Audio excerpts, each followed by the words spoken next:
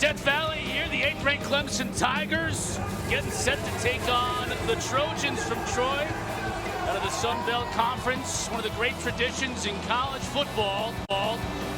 The Clemson Tiger urging on 80,000 fanatics clad in orange and purple as the buses arrive with the Clemson players and coaches. They will touch Howard's Rock and sprint down the hill.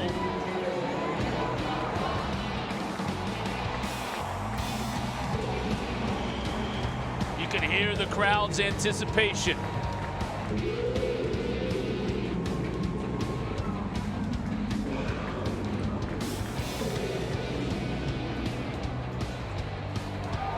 Dabo will assemble the team by Howard's Rock, and they'll make their way onto the field.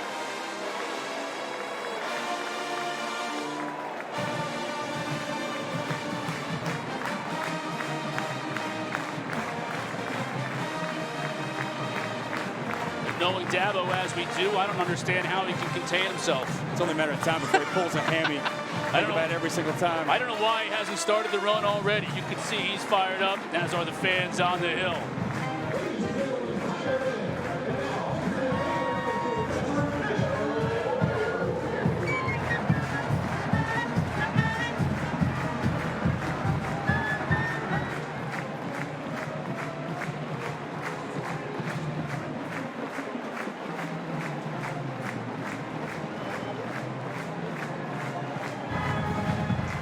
Fans have been waiting for this moment since the disappointing loss to LSU last weekend, and they take the field.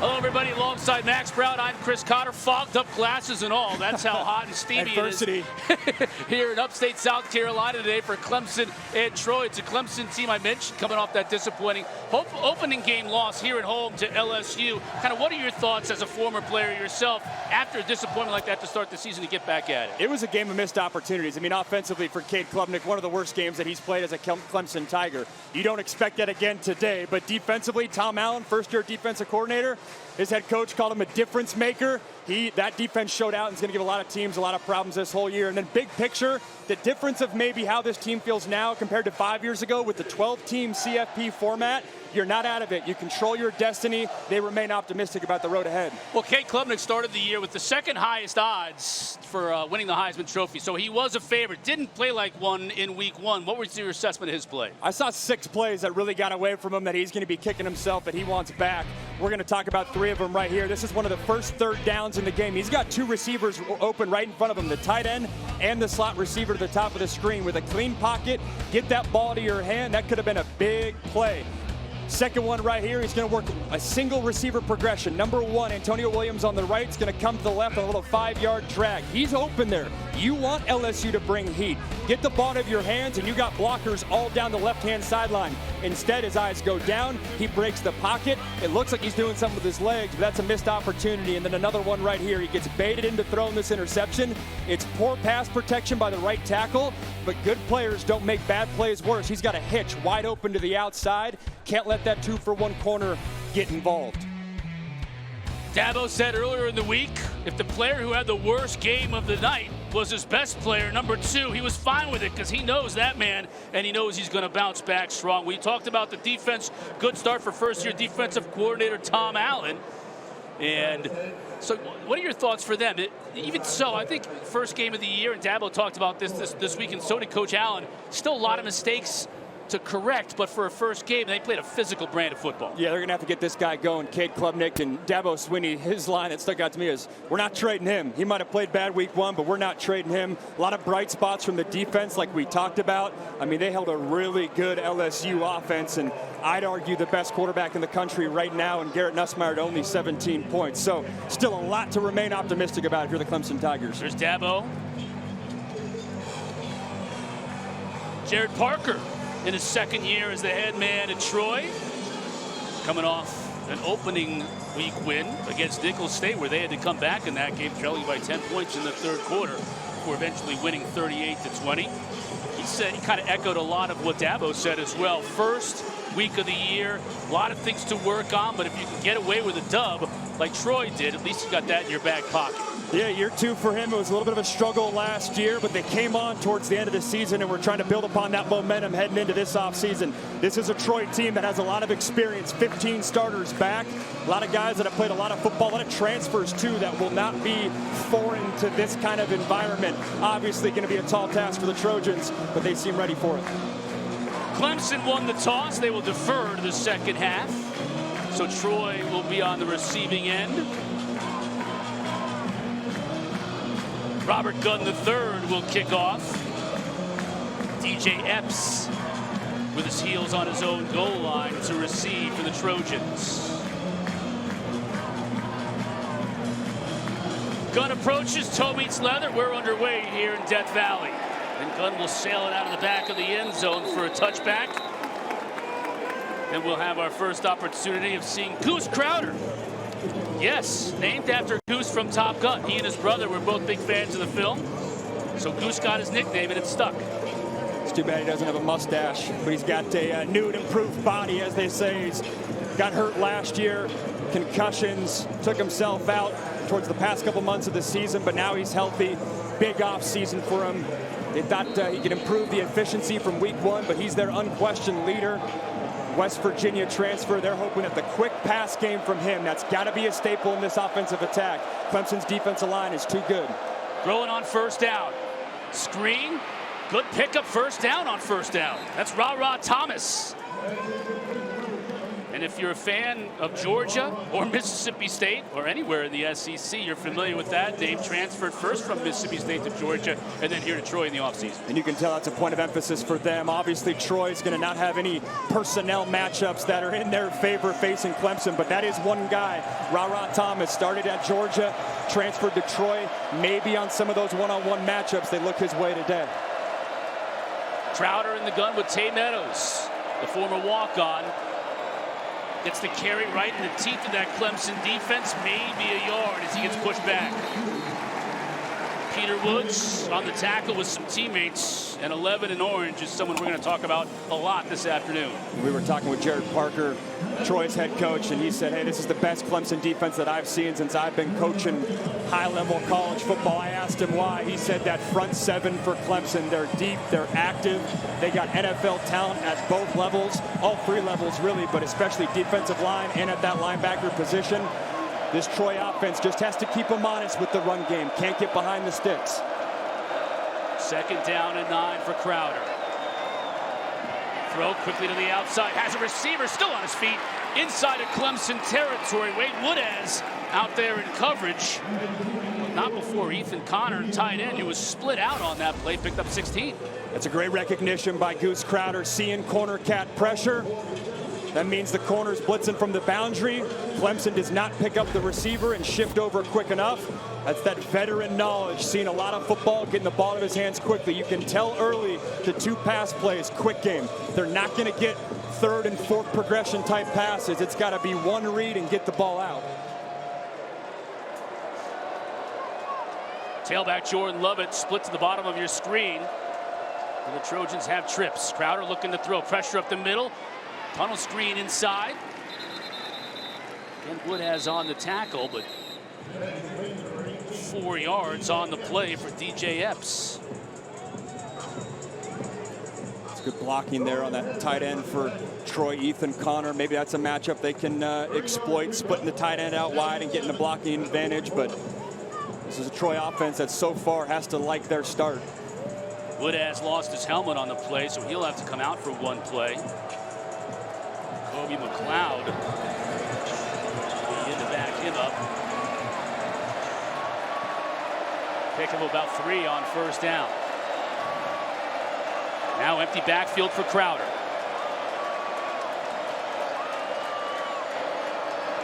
Clemson brings just 4. Crowder on a double move, has a receiver wide open inside the 10. Touchdown, Troy!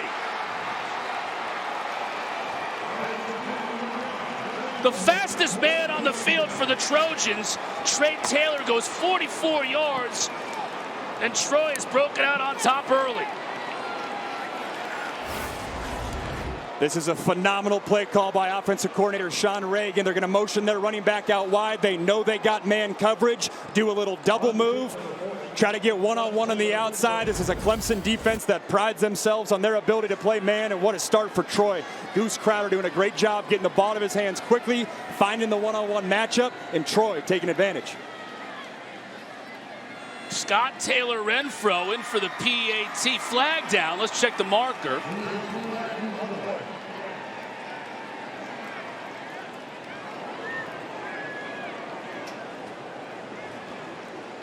Tim Hedgepeth is our referee today in this ACC crew.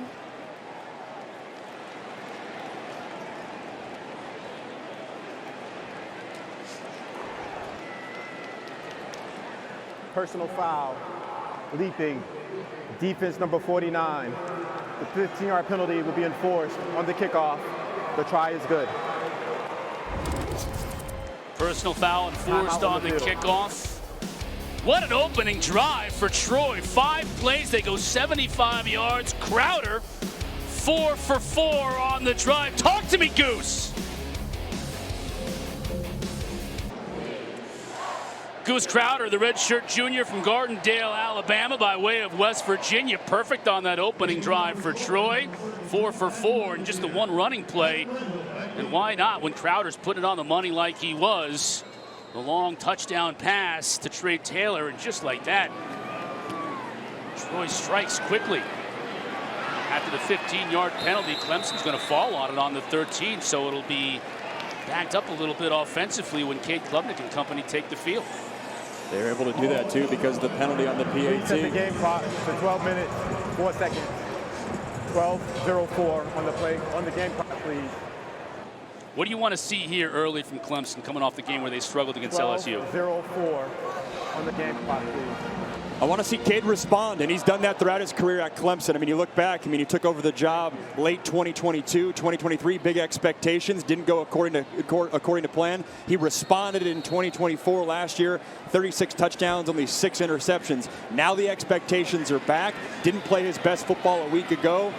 Got to get back to normal. They want to get to running the football as well. Adam Randall, the converted wide receiver. Now their bell cow back. Picks up about 3 yards. Talik Robbins on the tackle. Yeah, they felt like they missed some routine pass plays in that game versus LSU. And then with Randall, they felt like they didn't feature him enough. Only one run in the second half. And sometimes as a play caller, you get in games like that, you're so excited to call the plays that you scheme up all week, and you forget to lean on number 8 in the backfield. Now he's in motion at the top of your screen. He'll block on the screen pass. Read well by number 3 for Troy. That's Devin Lafayette, who the coaches say is their best defensive player, and he showed it on that play. Yeah, you're going to see 3 flying around this field. Very much plays the Caleb Downs at Ohio State. I'm not saying he's that level of player in terms of NFL trajectory, but in terms of how the defense relies on him to hang back there as really a third safety, sometimes a linebacker at depth. They're going to allow him to run the alley and make a lot of tackles for this Troy defense. 3rd down and 5. Randall will again split out to the bottom of your screen in the slot. Klubnik to throw. Pressure coming up the middle. As a receiver, couldn't connect. That was TJ Moore. He wasn't able to squeeze it before Lafayette put a shoulder into him. It's going to be a 3 and out on Clemson's first drive. Good clean hit by Lafayette. They're trying to get TJ Moore breaking on an in route. It's good pressure by this Troy defensive line, collapsing the pocket. And a bang-bang play right there. No Antonio Williams, the star Clemson receiver today. He got hurt the first drive of last week with a hamstring. So TJ Moore and Bryant Wesco Jr., the 2 true sophomores who they're really excited about, need to step up today.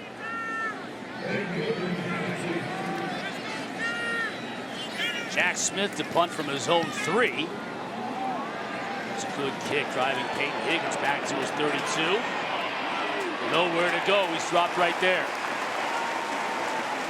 Good job on special teams. Big Woodaz down in coverage. 51 yards on the kick.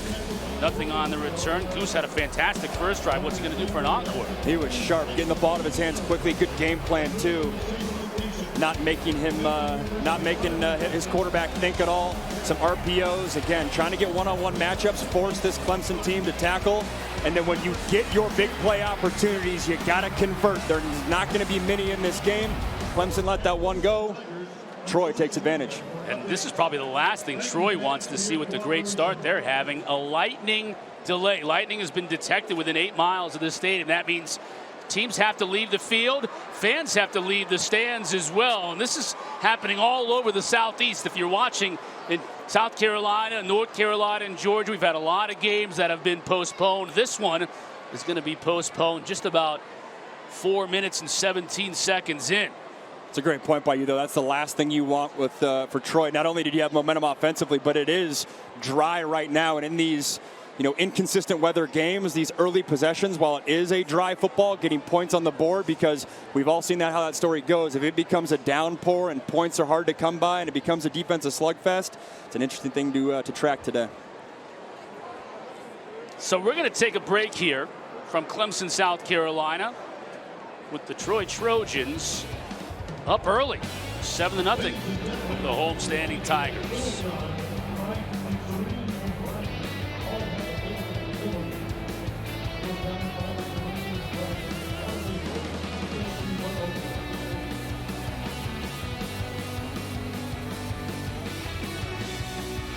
Appreciate that, Justin. Great job. You, Coach Clausen, Coach Rick in studio. Appreciate you holding it down for us. After an hour and 32-minute delay, we're set to get back. Chris Cotter alongside Max Brown. Kendra Douglas down on the field.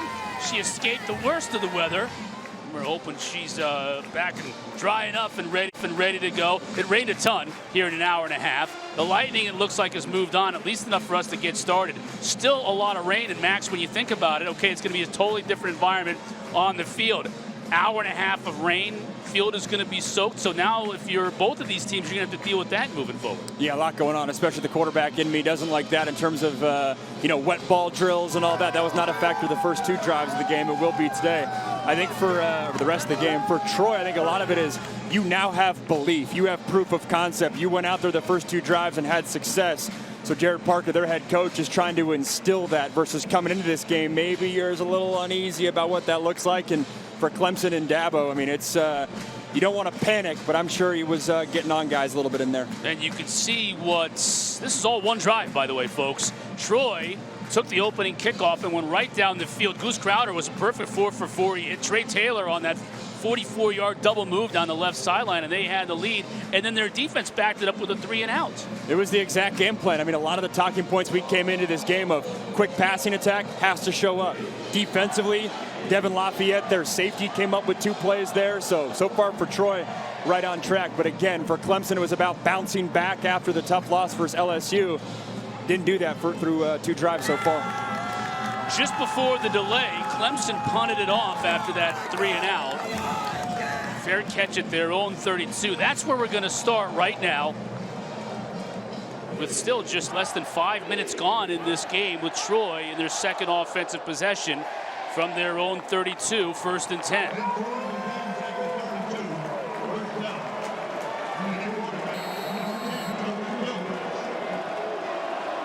And at the 10:43 mark, we begin. And right off the bat, that's a second-string quarterback, Tucker Gilchrist, who we thought we might see in some run packages, gets involved here early. Yeah, they said that they have a couple plays scripted for him. A little bit of a head-scratcher for me a little bit in terms of you had momentum with your starting quarterback. Why? I know it's been an hour and a half delay, but why even mess with that, especially that first drive, the quick passing game's going. That to me is a head-scratching decision to start this. I was going to say first quarter, but the revamped first quarter. Correct. The start of our second first quarter, which began at about the 2:40 mark. Now ticking down to 10 minutes. Goose Crowder back in the game after a loss of 1 on first down. Crowder looking to throw. Gets a short pass off. Finds a receiver, but not much there. Maybe a yard. As Wade Woodaz, who was busy before the delay and is busy once again, makes the stop. They'll give him about 3. Gets it to at least 3rd and manageable for Troy. They love these linebackers for Clemson. Dabo Swinney knows he's got a few special ones. Sammy Brown at one spot, Wade Woodaz on the other. These linebackers can fly around. Great tackling in space, athletic as well, and every bit of size that you want out of that position. 3rd down and 7. Jordan Lovett is the back for Troy. Crowder play fakes to him. Hits a receiver close to that marker to gain, and he's driven back. The official is right on it. Thomas was the receiver, and he was able to move the sticks. We highlighted this before the delay, but Ra Thomas, the Georgia transfer, big-bodied receiver. It's a great job catching it with your hands and then fighting for forward momentum. He was right at the sticks, on-target throw. Thought they maybe had a little run play there, but Goose Crowder elects to throw it, and rightfully so. Again, that's the matchup if you're a Troy fan. Number 7, Ra Thomas. Not that it's an advantage for Troy, but maybe there's some packages you can take advantage of. And he's being checked by the All-American Avian Terrell at cornerback. Crowder again to throw pressure up the middle. They got him. That was DeMonte Capehart, who would not be denied.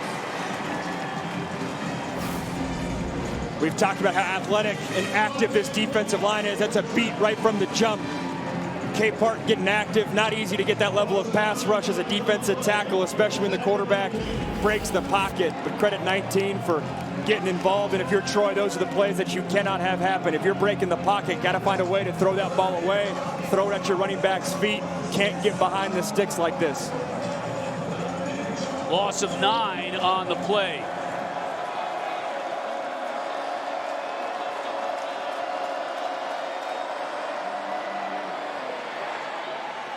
Good pitch and catch.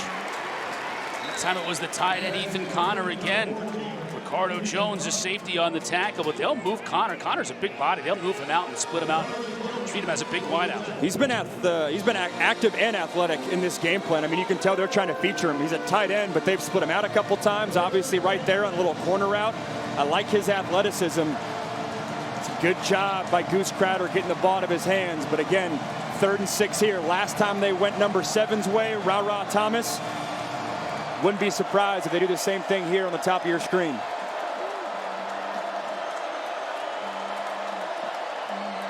Crowder to throw pressure off the edge. Tried to set up the screen to his tailback Meadows, and it falls incomplete.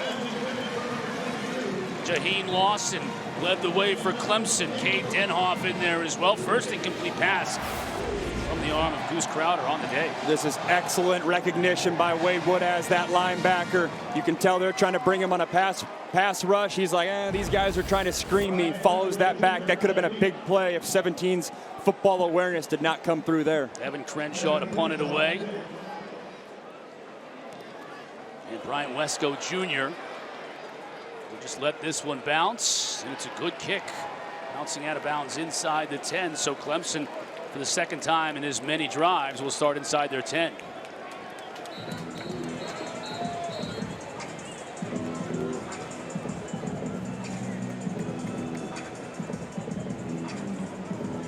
We talked about it.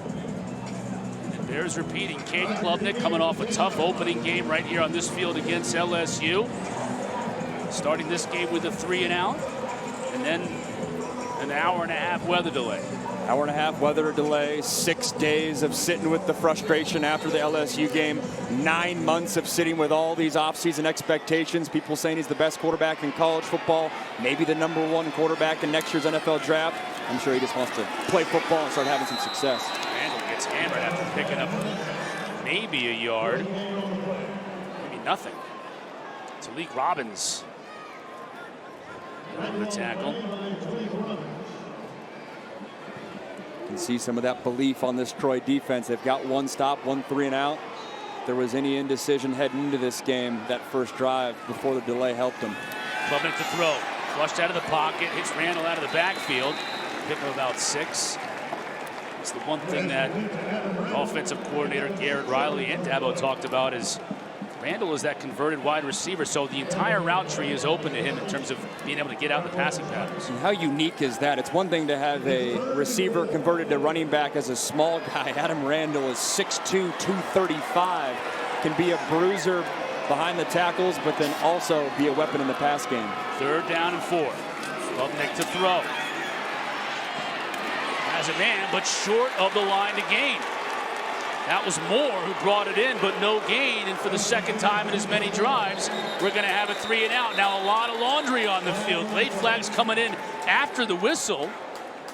A couple of them.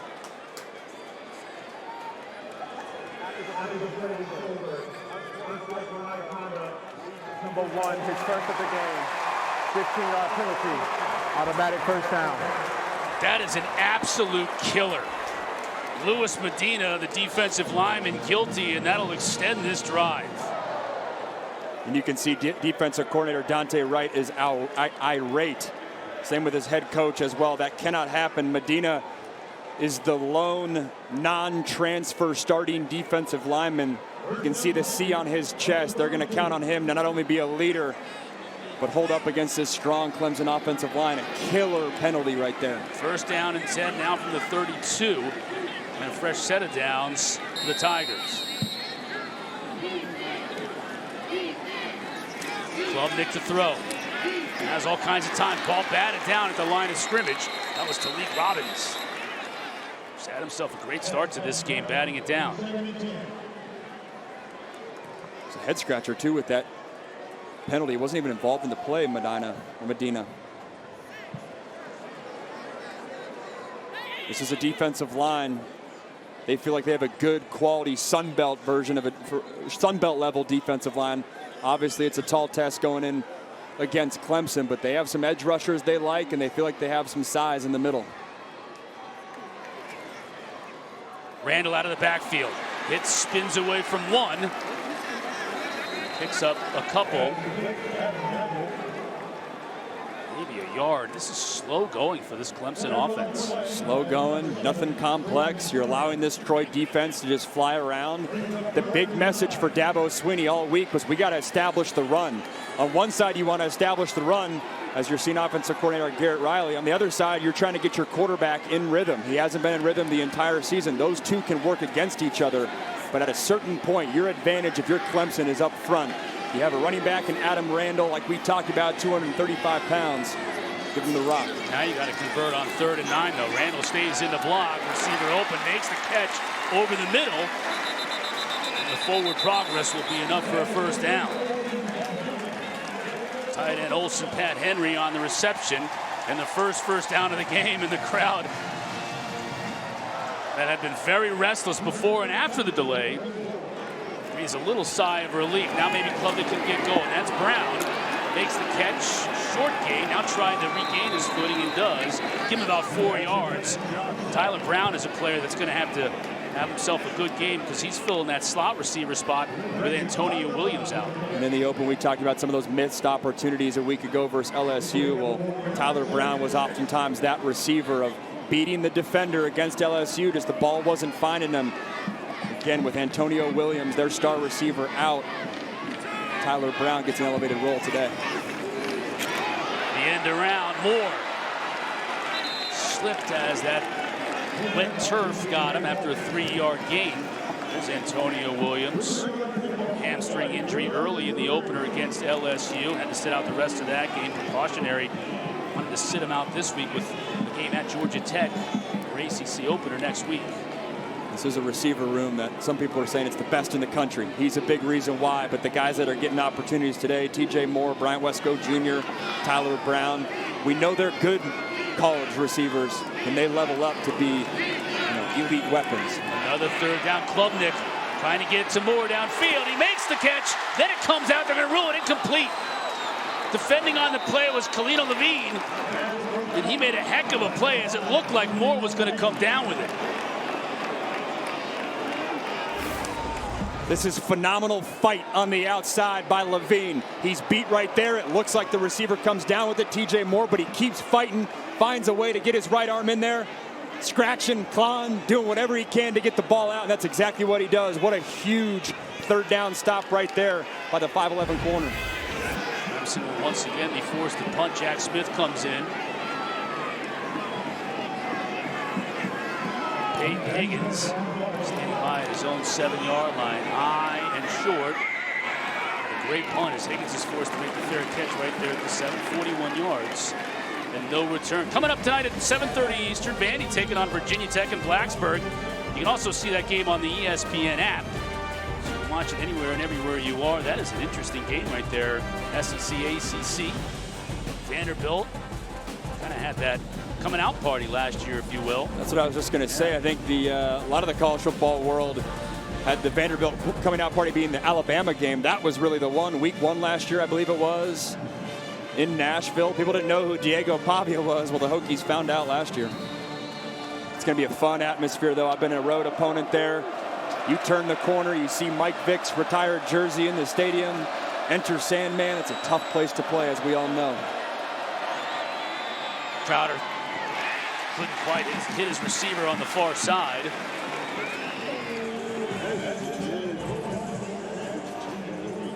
The mindset here for Goose Crowder is just get yourself a first down. Just get one first down.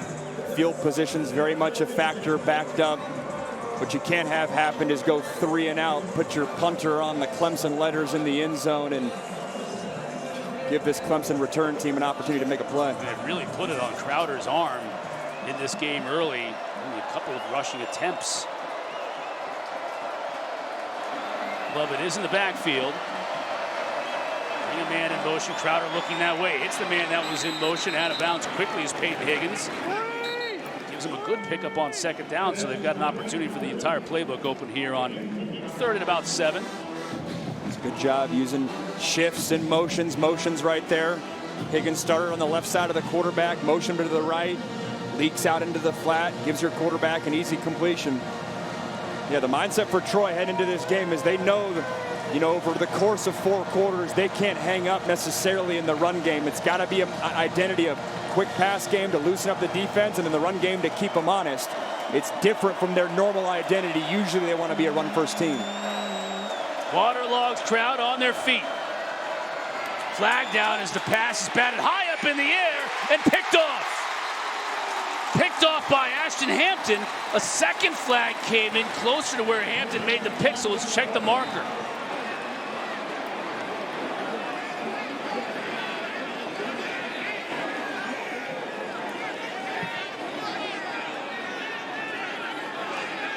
Referee Tim Hedgepeth discussing things with his crew. We have flags at completely opposite sides of the field, and they came in at 2 different times.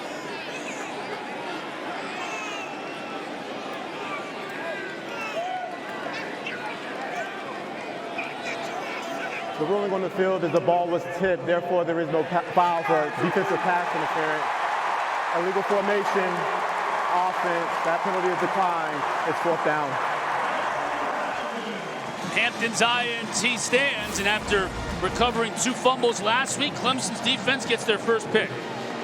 And they're saying there's some tugging, but it doesn't matter if the ball's already out of the receiver's hand and it's tipped. Most importantly, credit this Clemson defense for coming up with the big play. Sometimes when a team's playing sluggish, they need a big play to get them out of their own head and spark momentum on their side.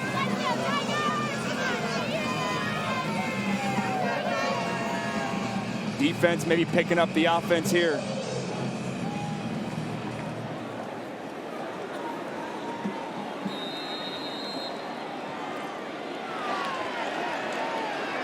Klubnik back at it. Gives to Randall, up the middle. Good pickup on first down of 5 yards. Malik Robbins back in the game. He was shaken up on the last Clemson drive, so good news for Troy. Defensive lineman back in. Mentioned how unique it is to have a guy transfer from receiver to running back, have the guy be 235 pounds, but I also think it's unique just in general. Adam Randall, that is, that Clemson had that void at running back that he was able to fill. I mean, keep in mind, Jay Haynes is out. They're hoping he's coming back later this year. Randall again along the right side, giving 3. It'll bring up 3rd and 2. Good chance we'll see a couple of true freshman running backs, Gideon Davidson and David Ziamume. Looks like they're going to sub out Cade Klubnik and put in the backup, Christopher Vizina, maybe for a running package. Again, they also were looking to get him in the game as well, get him some experience. Keith Adams as well, the battering ram at tailback 19. They'll use him as a blocker. Vizina forward, won't get there. Luke Hodge with the stop for Troy. it'll bring up 4th down and 2. The backup linebacker. Knowing with the backup quarterback in the game, it's likely a QB run type of tendency. That is a great job stepping up, reading your keys, filling that gap, and not giving Clemson an easy 1st down. Crowd remains uneasy here in Death Valley. There's some tension. Yeah, Nolan Hooser comes in to kick it from 40 yards on 4th and 2.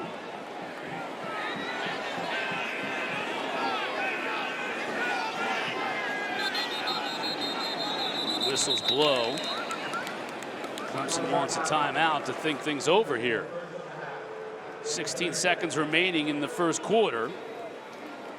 Still no points on the board for the 8th-ranked Tigers. This Clemson offense desperately needs a big play just to kind of pop the bubble, pop the tension, get everyone out of their own heads. The offense isn't on rhythm. It feels like sometimes when they're trying to establish the run, well, then Cade's not getting in rhythm. When they're trying to establish Cade's rhythm in the passing game, well, then you're not getting Adam Randall involved in the running game.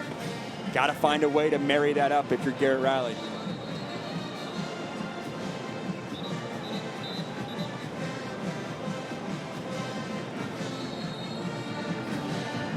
And it looks like the offense is coming out on the field for the Tigers. This to me is a mindset thing more than anything else. Guys, come on now. Been sluggish to start this game. Big boys up front, open up some holes, give it to your 235-pound running back and get this 1st down. And whistles before the snap, and now Troy wants to talk things over. Charge timeout.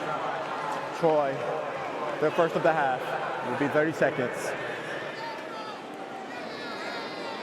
Head coach Jared Parker calling his team over. Along with, you see Dante Wright called to his right and your left, watching it on the screen. 2 best friends who grew up together as defensive coordinator. Very cool story. Like you said, grew up together, became best friends, late middle school, early high school. There's Dante. One of those things that, you know, Jared Parker always knew he wanted to be a head coach, and in the back of his mind, you're always keeping a list of who might be the guys supporting you, your coordinators and your play callers and whatnot. There was no question for Parker. He always knew Dante Wright, when the opportunity would happen, that would be his defensive coordinator. They spent time together at West Virginia most recently, but like you said, the relationship goes way back. Here we go, 4th and 2. Cade changing the play. Randall powers forward for the 1st down. Ball comes out. Still live. Picked up by Troy. That's Justin Poe down the sideline. He's got blockers with him all the way into Clemson territory near the 30. It looked like Randall was going to fall forward for the 1st down and convert. Instead, the ball pops out. Poe picks it up. He goes 51 yards, and Troy's back in business again. The question will be, was his knee down? I didn't see who was scratching and clawing, but again, these Trojans trying to get that ball out. It was Luke Hodge, again, the reserve middle linebacker, showing up again on a 3rd and 4th and short. Ball's out. From that angle, it looked like it was out. Justin Poe picks it up. Not only you get the turnover, but you get probably 40 yards in field position. The ruling on the field of a fumble recovered by the defense is under further review. They are going to review this. Steve Jost is our replay official today. He will put a keen eye on it, as we will as well. Another big play made by this Troy defense. Taking a look.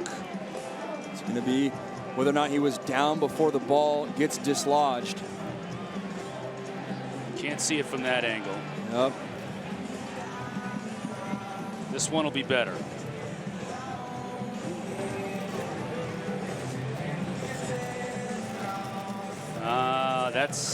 That is really close. That angle's tough too, because his left shoulder blocks the football from that angle a little bit. And you need indisputable video evidence to overturn it. Let's see if this angle is even better. Looks like that elbow may have been down. I think it's the elbow or the hip. Do you agree with that we're kind of looking at? I agree. That's what we're looking at. I was checking the left knee. elbow down. That's bang, bang. Is it enough for the replay official to determine that this is indisputable? Look at the left elbow. Just there. You can't see the ball. It's almost like one video you can see the elbow and the other video you can see the ball, but you can't see one where we have both of them inside. And so remember, the call on the field was a fumble recovered and run back by Troy, so we're going to have to see indisputable evidence to overturn that. I even think the hip of After further review, the ruling on the field is upheld. First down, Troy. I think you hit the nail on the head. Not enough to overturn that. You'll notice at home, new in college football this year, the verbiage upheld rather than stands or confirmed, eliminating that nuance in the game. But it was upheld, and what a huge play for Troy. I talked so much about Clemson getting a big play. The Trojan helmet is alive and well for that defense. A turnover, Trojan helmet. Love it. On the screen pass, has room to run inside the 20. Flag down, well behind the play. 15 yards if it stands. We got to check the marker.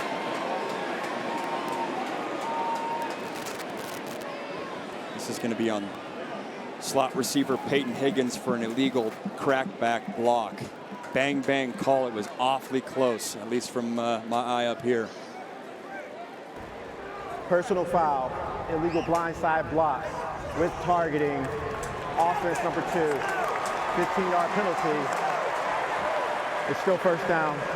The play is under further review. This one's going to be tough because Higgins eases up. You can tell he has the awareness. He knew exactly what he was doing. We'll get the replay right here. It'll be in the middle of the screen. He blocks back. In slow motion, it looks like he's lunging, but in real time, there's a reason that he got truck sticked himself, because he eased up at the end. He knew exactly what he was doing.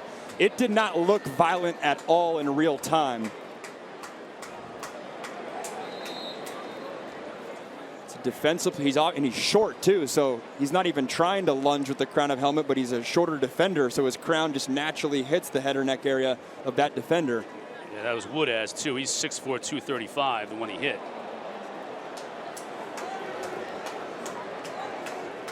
Sammy Brown actually. Timeout on the field. Even that bigger. is the end of the first quarter. While they continue to review this play, we've reached the end of our first quarter. Took us a few hours, but we are here. One quarter in the books, and it's been a great start for Troy on the road. The Trojans lead by a touchdown. Max Brown, Chris Cotter, Kendra Douglas back with you. Start of the second quarter in Clemson. The Tigers trailing 7-0, and after an unsportsmanlike conduct penalty, Troy has moved back, and it's 1st and 22. After they were able to had a big gain on that first down after they marched off. That's kind of where they figured it out. Now the targeting was taken away from Peyton Higgins, so he's still in the game. The wide out, but the 15-yard crackback stands. Yeah, they deemed it was not to the head or neck area and not with the crown of the helmet. Goose has a receiver, hits him at the 28. That's DJ Epps. Again, good job by Goose Crowder, utilizing his legs. And then you have this Clemson defensive line that's big, athletic, fast. Get outside the pocket, move the spot on them. Don't just allow them to pin their ears back and come after you. Troy has had some success with those rollout corner routes in different variations. I wonder if they, at some point, tee up a double move where they fake like they're going on a corner route and break across the face of these safeties that are probably trying to jump one and make a big play. Crowder keeps it, lowers his shoulder. He's going to pick up the first down. Send it down to Kendra Douglas on the field. Well, guys, you could say that this is almost a bounce-back season for Goose Crowder and what he's been able to do. He wanted to get stronger and faster, but of course, when he was out last season, he had some time to think about how he could also help this team. Remember, he had 2 head injuries that really kept him out of the game. I asked Goose how he stayed connected. He told me he did everything he could. Used his voice in the locker room, helping out other quarterbacks. Head coach Jared Parker said he noticed that too, telling me that Goose has the total command of the locker room, and Goose admitted he is definitely hungry, and there's a sense of urgency to be out here. Right now, he's got command of this game. flea flicker pass. And that one was doomed from the start. As the tight end, Ethan Connor, was covered nicely on the play. Yeah, a little double reverse pass. Trying to get the big play. No need to have a red zone opportunity. Let's just try to get it all in one try. They're trying to tee up Ethan Connor, which keep an eye on him. That tight end. He looks like a receiver, lining up as tight end. They've featured him on a few plays. Credit DeMonte Capehart, though, 19, defensive tackle for Clemson, was right in the face of Goose Crowder and did not allow that play to develop. Jamal Anderson in coverage, too, from his linebacker spot. 2nd down and 10.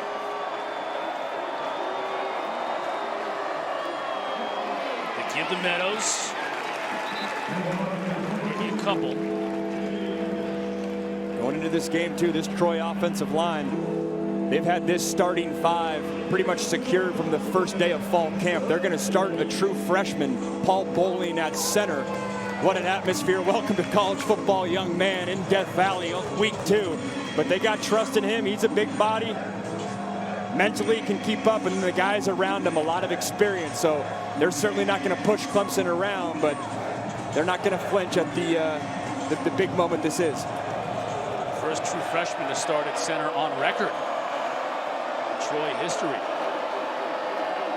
Crowder to throw, ball pass behind his receiver, and Ray couldn't bring it in. Defended on the play by Ricardo Jones. He's making his first start last week for the Clemson Tigers. Makes a big play here on 3rd down. Ra Thomas, usually that X receiver, meaning towards the short side of the field on the outside. They've been lining him up in the slot. They must like that matchup on the safety. Ra Thomas's bigger body, obviously right there. A little bit inaccurate of a pass. Maybe the elements getting involved as well. Scott Taylor Renfro from 27. Check at 37. And he nails it.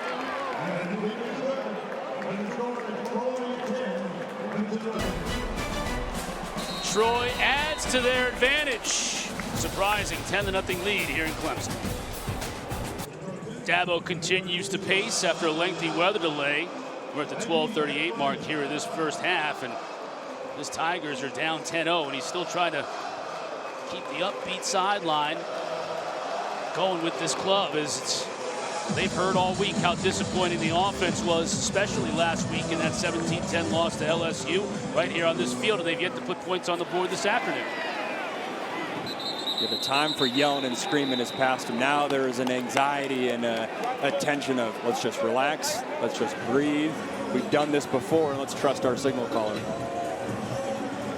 Which is Cade Klubnik, and I mentioned in the open, he came into this season with the #2 highest odds to win the Heisman Trophy. He and Nussmeier, who was the opposing quarterback last week, were tied at 2 behind Arch Manning for the odds makers, for whatever that's worth. And they were pushing him to just reset faster, right? They thought that some of the missed opportunities and mistakes early on in the LSU game in the first quarter showed its head in the 3rd quarter because he was hanging on to those missed opportunities, maybe trying to do too much. Right here is an opportunity for him to set the reset button. Fakes it to the tailback, has time, but flagged down and couldn't connect with his receiver, Wesco. Let's check the marker in the backfield. Clemson's going to move back. Holding. Offense number 74. 10-yard penalty. Repeat first down. Call's going to go against Braden Jacobs.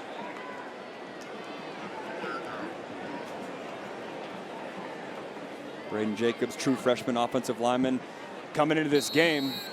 They didn't think they were going to be down 10-0, but they wanted to rotate offensive linemen. Braden Jacobs is one of those guys, backup left tackle, a rotation at guard as well. They feel like they have 7 starting caliber offensive linemen. Receiver wide open. That's Tyler Brown, and he has room to operate. Still on his feet, down to the 39. Big gain for the first down. We've seen a few of these from Troy today. Clemson fans are like, all right, about time we get one of these. Very easy, first progression, get the ball to Tyler Brown and take advantage of your athletes. And they wanted to move quickly, but we've got all kinds of laundry.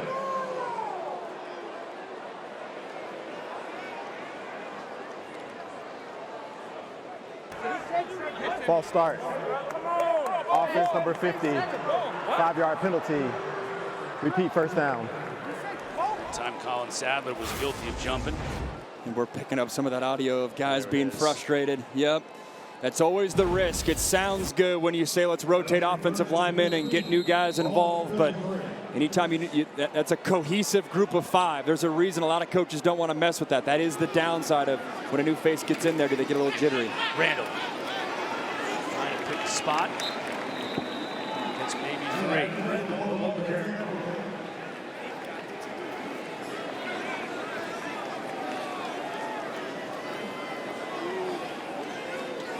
Phil's Ami on the tackle.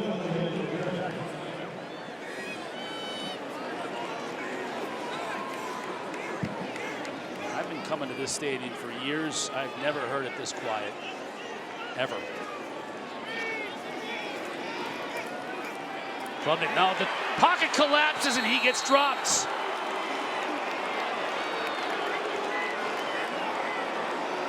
And the crowd replaces the silence with boos. A few bluebirds being rained down. This is Jamal Williams one-on-one versus the true freshman left tackle Braden Jacobs. Inside pass rush move, and the transfer from Cincy comes up with the sack. You could tell they like their edge rushers, at least from a Sun Belt perspective. Obviously different task coming in today, but they needed a big game out of both Jamal Williams 0 on one side and Elijah Davis 11 on the other.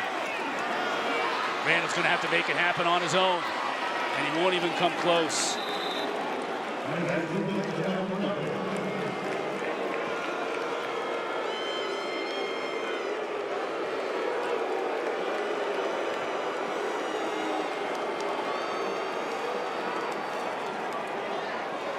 Dante Wright pleased with his defense. The fans here at Death Valley audibly displeased.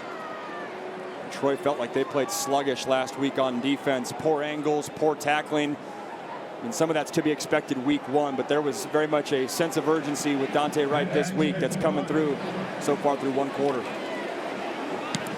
Smith puts a toe into it. That's a good kick. Catch made by Trey Taylor as he steps out of bounds. 43 yards on the kick, 0 on the return. And again, the crowd here at Death Valley showing their displeasure, down 10.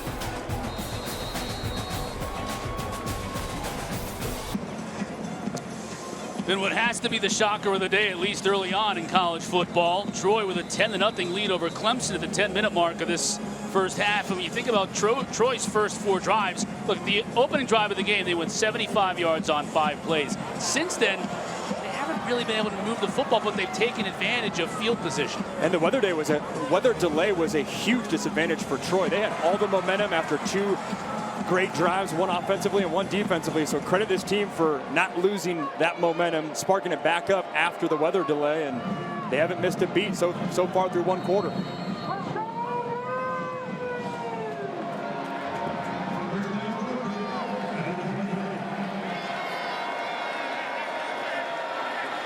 Clemson brings pressure. Crowder gets rid of it to Ra-Ra. Jade Lucas did a nice job of getting out there defensively to limit it to a 3-yard gain. They said they're going to have to do everything possible creatively to get easy passes and easy runs right there. This is a left tackle at receiver blocking for Ra-Ra Thomas. They're trying to find whatever they can to get a matchup advantage right there. Splitting out Prather, Elijah Prather started at left tackle and lines up at receiver. He's on the line of scrimmage, so he's able to do that.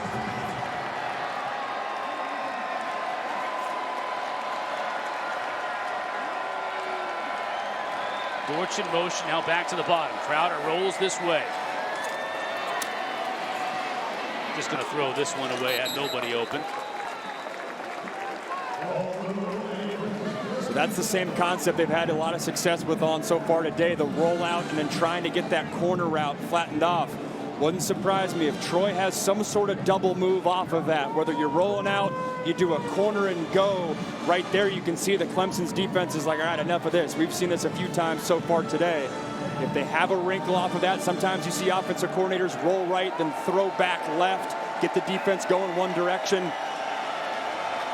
Got to be wary of these Clemson pass rushers on 3rd and 7. Tigers showing pressure. They back out of it, bring just 4. Crowder has a receiver open, makes the catch at the 45. It's Mojo Dortch.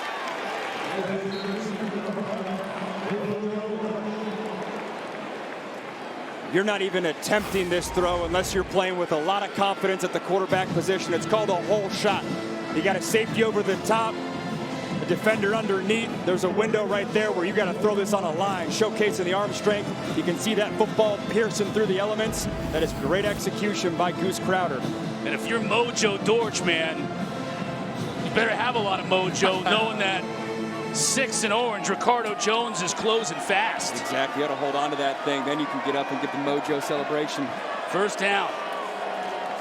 Goose again to throw. Steps up. He has room to run, and he's going to run with a blocker in front of him. Give him about 6. He'll mark it off at 7. Well, now they come back and make it 6 yards. Still a good gain on first down for Troy. Very much a part of his game. Troy fans are getting nervous every time he runs the ball because he does have a concussion history, but they're going to pick his spots. They're going to trust in their veteran signal caller. Said he's the unquestioned leader of this team. His head coach, Jared Parker, has a lot of belief in him.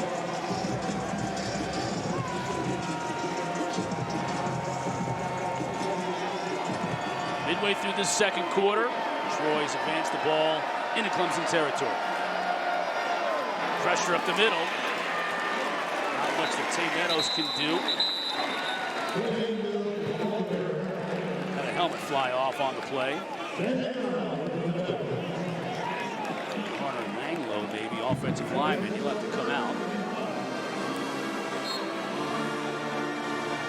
This is a big third down, too. You might think, depending on how much confidence you have in your backup right tackle, if you gave a timeout, that would allow your right tackle to come back in. This is a critical third down, 3rd and 4 midfield. The past couple times they've had this scenario, they've targeted Ra Thomas, number 7, and Ethan Connor, their tight end, split out. Pressure up the middle. Oh, he had his receiver, but threw it behind him. The pressure forced him to throw it behind Trey Taylor. And he'll bring up 4th down. You said it. He had Trey Taylor on a little return route. Phenomenal pass protection by the running back, Jordan Lovett. He sticks his head right in there. Keeps the pocket within there. You see big Peter Woods. We haven't seen his name yet. One of the best defensive linemen, number 11, goes unblocked, but a little uncertain in terms of whether or not to rush the passer. Clemson's fortunate that throw got away from Goose. Crenshaw will punt it away. That's a good kick. Wesco is going to make the fair catch at his own 7. And at the 7:05 mark, Clemson once again will come out on offense. They've been shut out so far today. Clemson with the ball back, being shut out so far. Here you can see their first 4 drives of the day. And really, there's nothing to write home about in any of those 4 drives. And it's really that 3rd drive. They started getting some momentum. They're moving the ball. They're in the red zone. And then that big fumble caused by Luke Hodge, the linebacker for Troy. But Clemson, Dabo, and his offensive coordinator, Garrett Riley, looking for answers. David Aziamume is in a tailback. Klubnik to throw a ball batted high in the air. And it's intercepted. And a touchdown for Troy. Unbelievable. T.J. Thompson picks it and rolls into the end zone.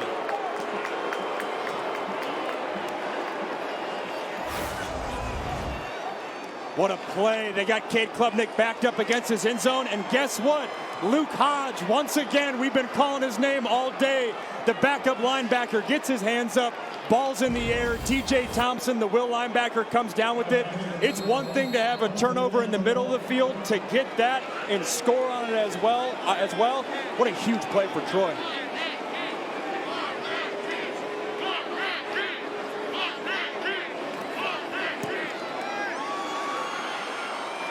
Renfro's try is wide right.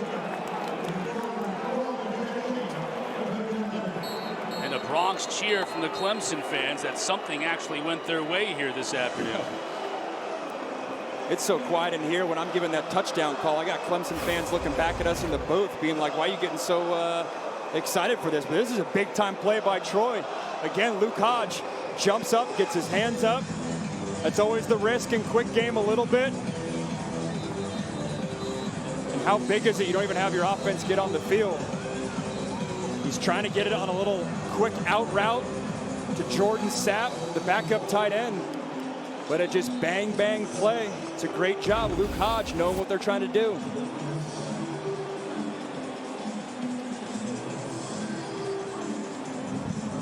Fans that have made their way, it's not really a very long drive from Alabama here upstate, are loving what they've seen so far today despite the rain.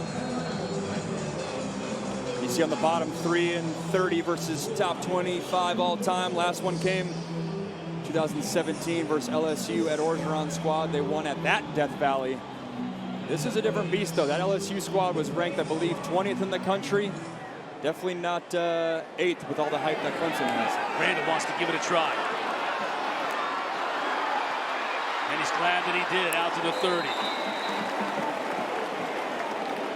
Folks, tonight after Vandy, Virginia Tech, the ACC Huddle final score crew is going to wrap up the whole day. I'm sure they're going to have plenty to talk about in this game right here. They got highlights, analysis, interviews with players and coaches.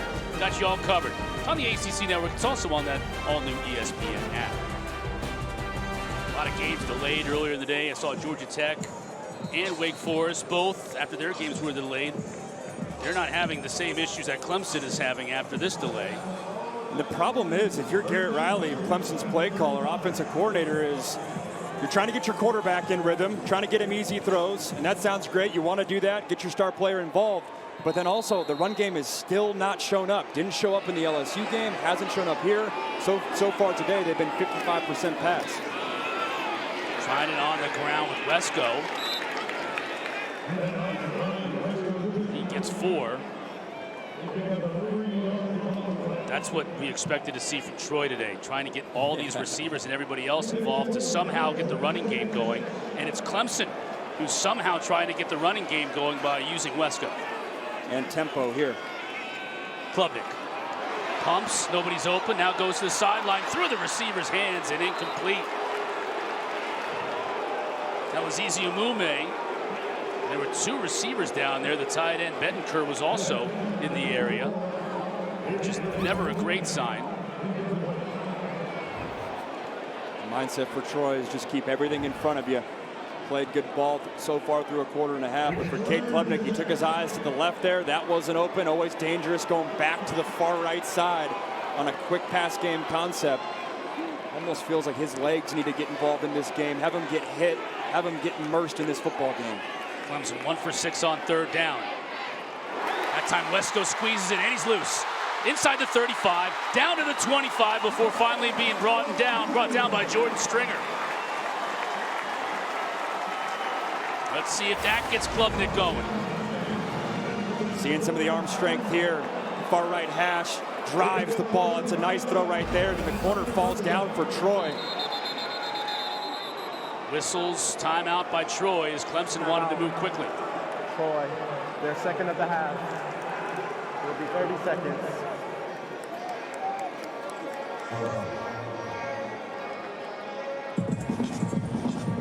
Looks like head coach Jared Parker is yelling, "Don't flinch." Don't flinch. To his team. They've stood toe-to-toe and then some against the 8th-ranked team in the country on their own home turf so far. Troy knows they've had all the momentum in this first half. They can hold Clemson scoreless or just a field goal and take advantage of the start, the fast start they've had. How luxurious that would be. It just feels like it's only a matter of time before Clemson wakes up.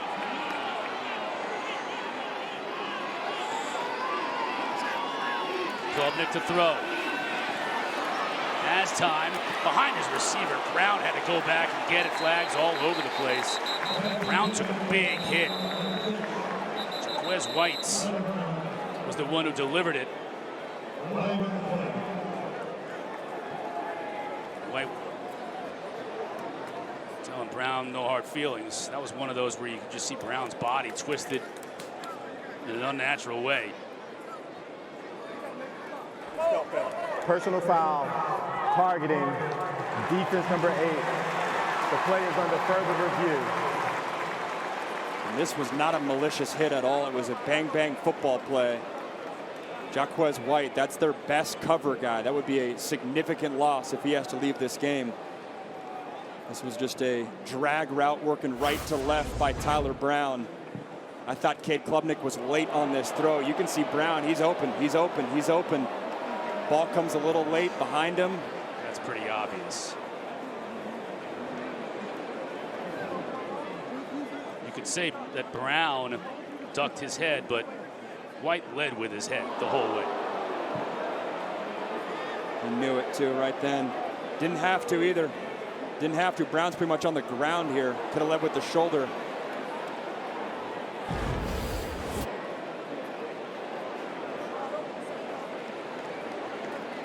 After further review, targeting is upheld. Number 8 is disqualified. The penalty is enforced, half the distance to the goal. Automatic first down. And you can see White is having to be consoled by the assistant coaches over there. Incredibly disappointing that he has to exit this game. He's played so well so far. That's a break for Clemson. Keep an eye on that too, that matchup going forward too. White, like we said, that's their best cover corner. And those are hard to come by, and you need them facing this receiver group for Clemson. So Shamar Welch, Trent Henry, they'll be next man up for Troy. But what a break it's been for Clemson. You get the targeting there, the pass play before that, the corner slipped down. Can they take advantage? Empty backfield for Klubnik. Fresh set of downs at the 14.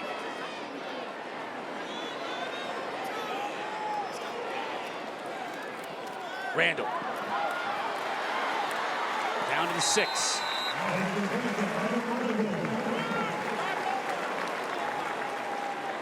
Donnie Smith, quiz kid Donnie Smith on the tackle. It's pretty much just a toss sweep. You have 4 receivers out there to one side, one of which is Adam Randall. Just get Randall the ball on the short side of the field, and you got 3 blockers in front of him if you're Garrett Riley.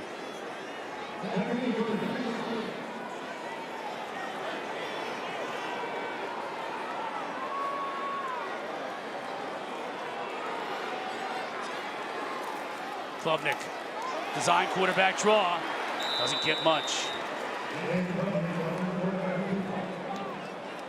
Don't even think he got anything. Fulsami on the tackle. Interior of that defensive line for Troy has been active. They certainly have not got pushed around today. I said it a couple plays ago, but trying to get Cade Klubnik's legs involved. Sometimes as a quarterback, when you're thinking and processing so much, Cade's the type of guy that he plays his best when he's just reacting. The combination of both what he can do in the pocket from a throwing standpoint and his legs is what makes him great. Haven't seen much of his legs today.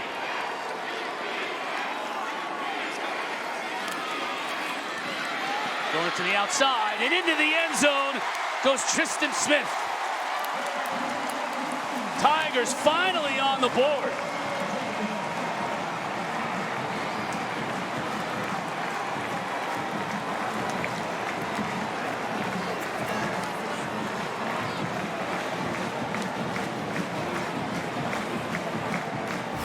The rare transfer in the Dabo Swinney era. Tristan Smith from Southeast Missouri State, big body guy, getting his catch.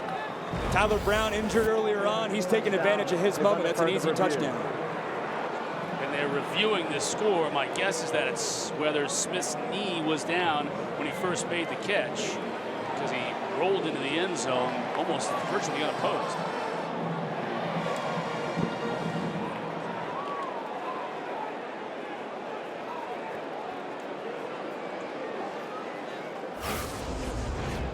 Yeah, in real time, it looked like that knee might have been down.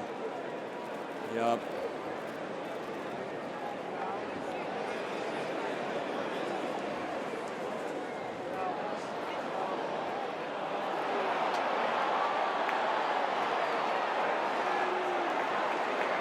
Right at the 9-yard line of the 8.5.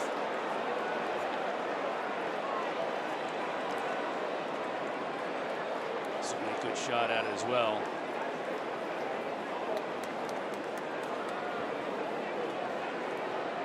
Has the Yeah, catch. to me that's... Knee looks like it's down right there at the 9. We'll spot the ball at about the 8.5. I think you would like your receiver to stay up, but again, not the most accurate throw. If you're Cade Klubnik, have to wonder if maybe the elements are coming into play, but that's a short throw. Put that on his chest, allow your receiver to do something with it. Yeah, that knee's down. After further review, the receiver's knee was down. The ball will be placed at the 8-yard line, and it will be 4th down. And there's no hesitation from Dabo. He'll send in Hoosier to kick the field goal.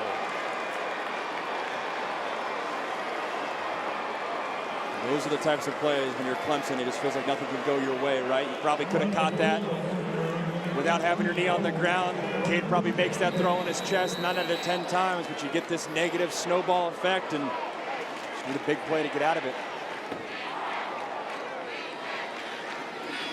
26, and it's good.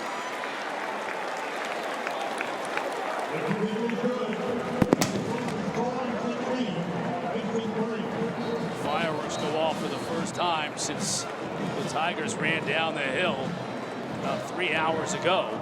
They were able to at least put some points on the board.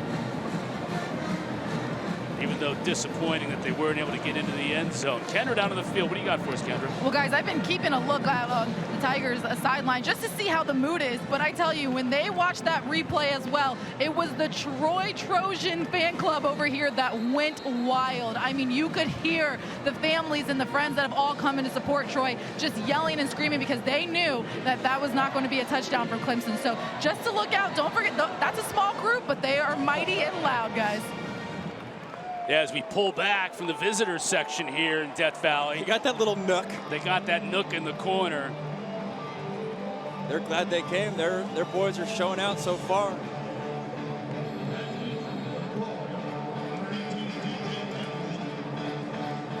It's a great stop by Troy, though. Jared Parker said, don't flinch to his squad, and they found a way to only give up 3. Gunn boots it away to the back of the end zone. Women's sports takes over the afternoon every Sunday in the ACC network, and we're going to start this Sunday at noon with field hockey. Number 1 Northwestern squares off against number 8 BC. Suzanne Bush on the call. She's the Keith Jackson of field hockey, by the way, if you aren't aware of that. Then third-ranked Duke is going to host Alabama in soccer, so field hockey and soccer Sunday on the ACC network. The Keith Jackson of field hockey. Legendary. Love that reference. I think you will enjoy that matchup with the number 1 team in the country. Tay Meadows now at tailback for Troy as they start this drive. This is an interesting inflective moment in this game as well at 4:11. Clemson get 3 and out here and get the ball back to their offense. This won't help though as Meadows finds some room to run and gets it into Clemson territory. Ronan Hannafin had to make the stop, but 28 yards downfield. This is great job by the offensive line. Wade Wood as he blitzes in the A gap right over the guard in the center. They don't flinch. They pick it up. They create a big crease for Tay Meadows, and we haven't said his name much today. Troy's been 73% pass on their play selection. Been very selective when they do run the rock, but plays like that keep Dabo Swinney honest. Troy's 4th venture into Clemson territory this afternoon.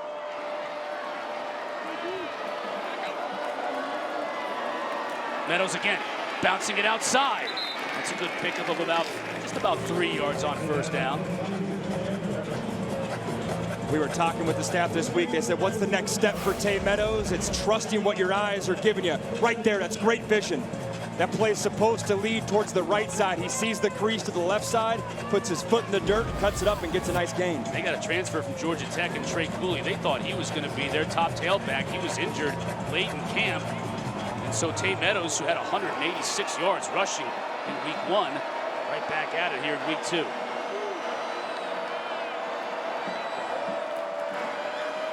Meadows, patient. Nowhere to go this time, though. Dropped right in his tracks. Kendra, what's going on? Well, guys, junior running back Tay Meadows is embracing that next man up mentality. Meadows came in as a preferred walk-on, and he's been steadily chipping away, waiting for his opportunity. He told me that Trey Cooley has been a big role model, reminding him, you've been waiting 3 to 4 years for this. Now it's your time to step up and show what you can do. Yeah, Trey Cooley was, started his career at Louisville, transferred to Georgia Tech, coaching staff said he was bringing us that true power four mentality in the tailback spot. Got hurt though, and now Lovett and Meadows. We've seen both of these tailbacks today for Troy having fantastic games. Yeah, and got hurt during game week last week, Trey Cooley that is. So they were all fall camp expecting it to be 1A, 1B with Cooley and Meadows, but then now Meadows has to carry the load. Was a top 5 rusher in college football coming in. It was only 1 week, but had 186 yards last week. So they leaned on him last week. Different identity offensive-wise for Troy today. Again, because they know this defensive line for Clemson is stout, not going to be able to run on them like they did last week. 3rd down and 7 coming out of the Clemson timeout. Keeping it on the ground with Meadows, and he's got a 1st down. Winwood has made the stop, but Troy moves the sticks again. This Troy offensive line getting it done. You can see big Elijah Prather, 58, getting to the 2nd level. Again, they got a true freshman center. Paul Bolin leading the boys up front. Eli Russ, you're seeing the C on his chest, 66, the left guard, having some success running the ball to the left-hand sideline. That play will bring us down to the 2-minute timeout. Troy shocking Clemson here at Death Valley and on the move again. I love that. Coach Fran Brown in Syracuse, even after the dub, he wasn't happy with the performance. You could have told me before that. There's one team in the country when he wins sprints after a game. I probably could have guessed Fran Brown's No question squad. about it. Here again on the ground, Troy finding some success, pushing the pile down to the 25. Sammy Brown making the tackle. That's 9 yards downfield. Troy's getting the push right now late in the 1st half. If you're Troy, obviously you have the mindset that you want to score, but not only putting points on the board, but if you don't give Clemson another possession, that'd be a big factor here as well. Credit the ground game. This is really the first drive of the ground game's pop for Troy, but it's a byproduct of the passing attack being efficient through first 2 quarters.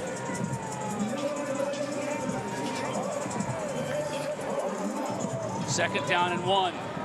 Take a chance here with Goose. Just going to run forward to get the 1st down. Keep that clock rolling.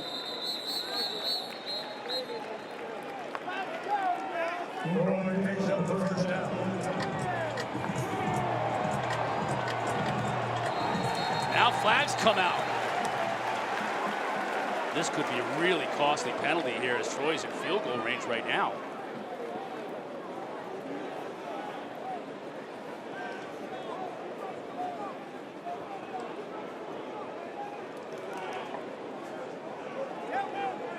Well, after the final whistle.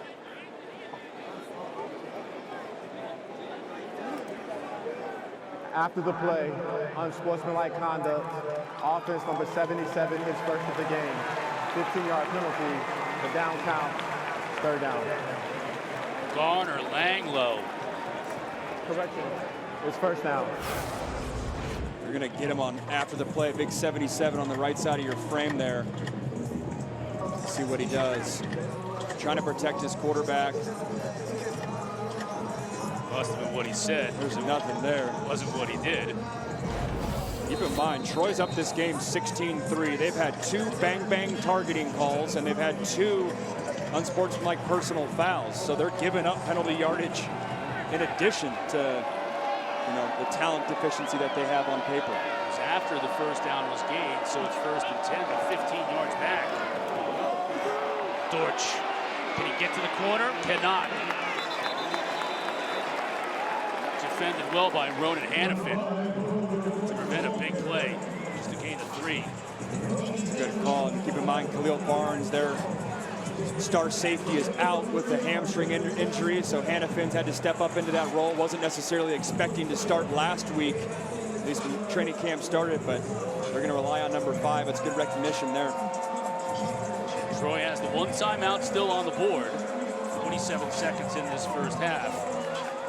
Facing a 2nd down and 7.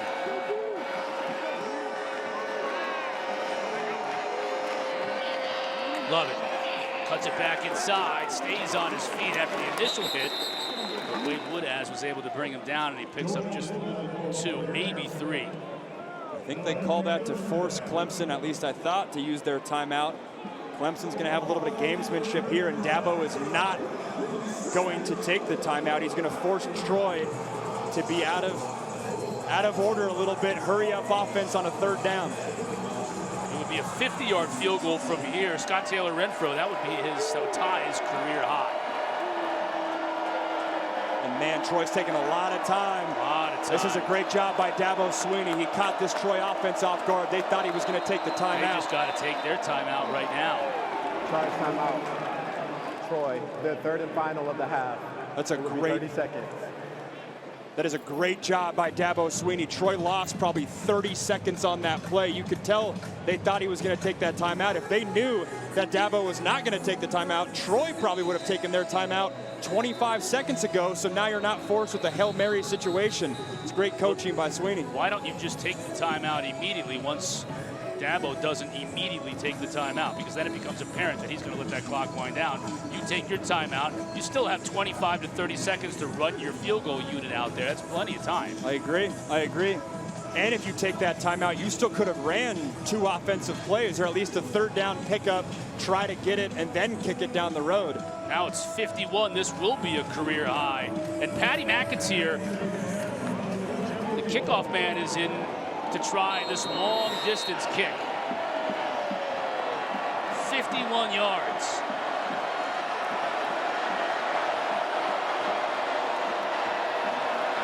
Good hold, good spot. The kick is away. Just pushes it wide. Had the distance, but McAteer just pushed it a little bit wide to the right. And that ends the half.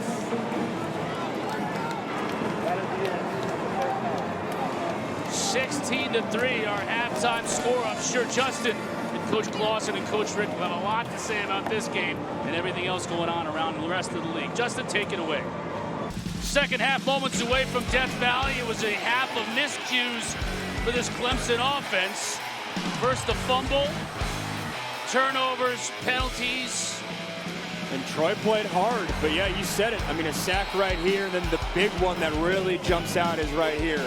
The pick six when you're backed up, a deflection, interception. Let's just skip the whole offensive part if you're Troy. But those 3 plays are obviously key in this game. Max Brown, Chris Cotter with you. When you're really both of these coaching staffs in the locker room, let's start with Clemson. What's the message? Yeah, it's guys, we need to settle down and we need to relax. I don't think this is the atmosphere of getting into guys. Maybe that's Dabo style, but I just think there's so much anxiety and tension. Those guys just need to do what they need to do. And on the Troy side, they have belief. They might not have had belief 2 quarters ago. They very much have belief right now. How can they keep that rolling if you're the Trojans? Well, Clemson will get the ball to start this second half. So it's a great opportunity to right all the wrongs in the first half and put the ball in the end zone for the first time this afternoon.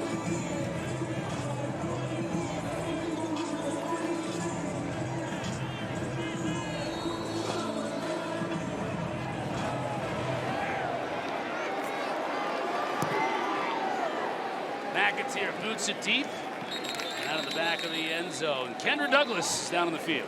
Well, I caught up with head coach Dabo Swinney, and he said, you know, these guys, they got to play better. 1 possession at a time. That was the message going into the locker room. He said Troy is battling out here. They got to give him credit for that.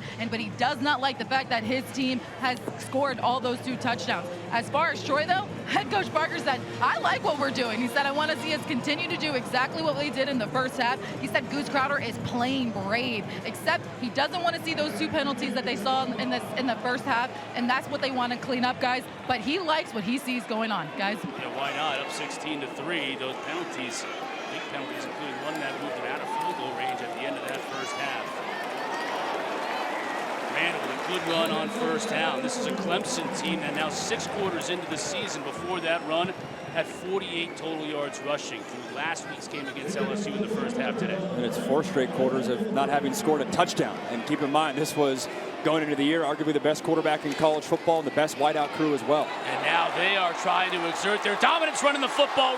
Randall into Troy territory, ankle tackled inside the 30. David Cisvana with the tackle with 45 yards for Randall. They finally got Adam Randall loose. Only had 17 rushing yards in the first half. He's got about double that right there. the converted receiver. They wanted to make it a point to get him going early on in this game. It took until the second half to make it happen. The ruling on the field is the runner stepped out of bounds at the 33-yard line. Correction, 38-yard line. They'll move the ball back, so 36 yards on the run for Randall. Gideon Davidson comes in to spell him. Yeah, as much as you want, Cade to get going, these receivers to get going, your advantage right away is up front with this offensive line and the running back. Davidson met at the line of scrimmage, tried to bounce it outside, doesn't even get back to that line of scrimmage. They'll drop him for a loss. Be interesting to see how Garrett Riley does handle the pass game, though. Keep in mind, Jaquez White, Troy's best corner, out of this game for the targeting penalty. When they do have to throw, do they target one of these reserve corners? Number 12, Trent Henry, on the bottom of your screen. Davidson stays in the game. Klubnik's left. Brown in motion. Klubnik over the middle. Yeah, that's a flag. Defender got there just a beat too soon. Jordan Stringer. He's got hand on heads, but I think the replay will confirm it. Defense number 5. The ball is placed at the spot of the foul. Automatic, first down. Call's going to go against Kalino Levine. And this is another bang penalty. Credit Stringer for breaking on the football. Cade's hanging onto the football, comes down, then back up. It's one of those things, if he didn't run through the receiver and made more of a play on the ball, I don't think that's pass interference. Randall. Still pushing forward, banging off defenders down to the 24.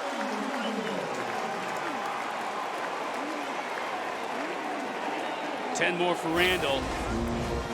Now the big boys are warming up, running behind Walker Parks, Blake Miller, getting Adam Randall, 235 pounds going.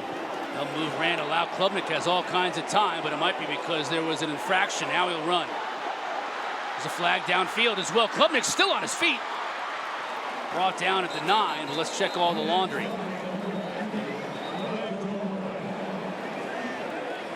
Two separate flags, one in the backfield, one downfield.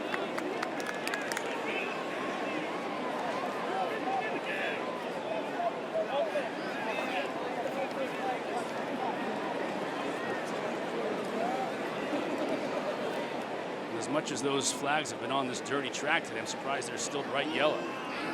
There are fouls by each team. Holding. Offense number 50. Holding. Defense number 14. The fouls offset. Repeat first down.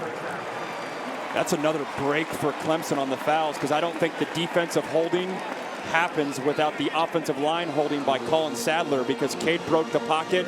Then the defensive back, Trent Henry, feels the need to hold. Again, these penalties have very much favored Clemson today. That's that reserve corner that we talked about, getting elevated action. Adam Randall with 47 yards rushing on this drive alone.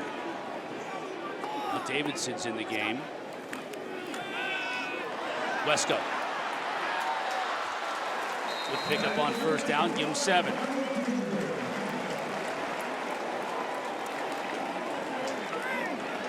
Now Clemson's going to go hurry up, try to take advantage of this momentum. It's been hard to spark so far this game. Davidson following his blocker, still on his feet. Hammered at the 12, they'll move the sticks. David Daniels-Sifana again. You see Clemson start to wear on him. The fans are starting to stand up. They can sense the momentum that they have, and that's going to be something to keep your eye on the next 2 quarters. You know, this Clemson's physicality. So they're able to wear down this Troy defense.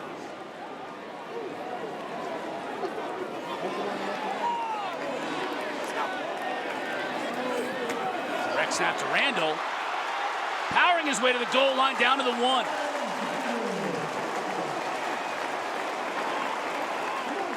This is a cool design, direct snap. No need to waste time. Let's get the ball in number 8's hands right away. Get him going downhill. It's a hard man to tackle. Randall, touchdown.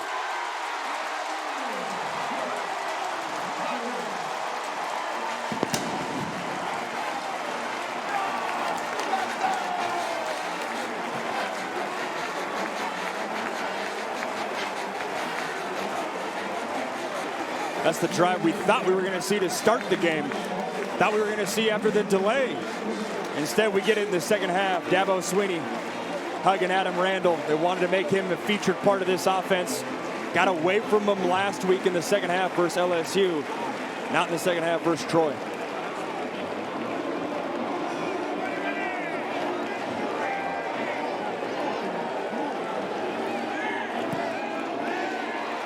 Hoosier converts the try.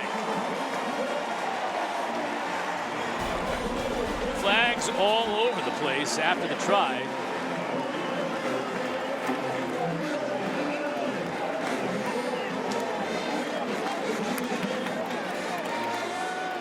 Let's check the marker.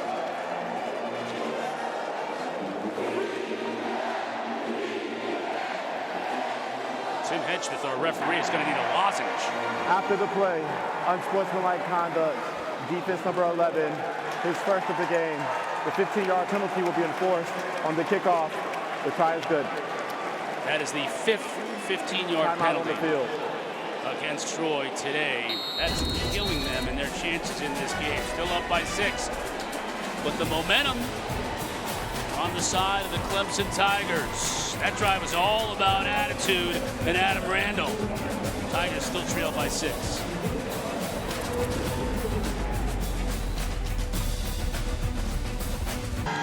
Tiger fans excited about Clemson closing the gap on their first drive of this second half. 16-10 our score. If you're just joining us, you are reading that right. 16-10 Troy with the lead here on the road in a game that was delayed by about an hour and a half by weather.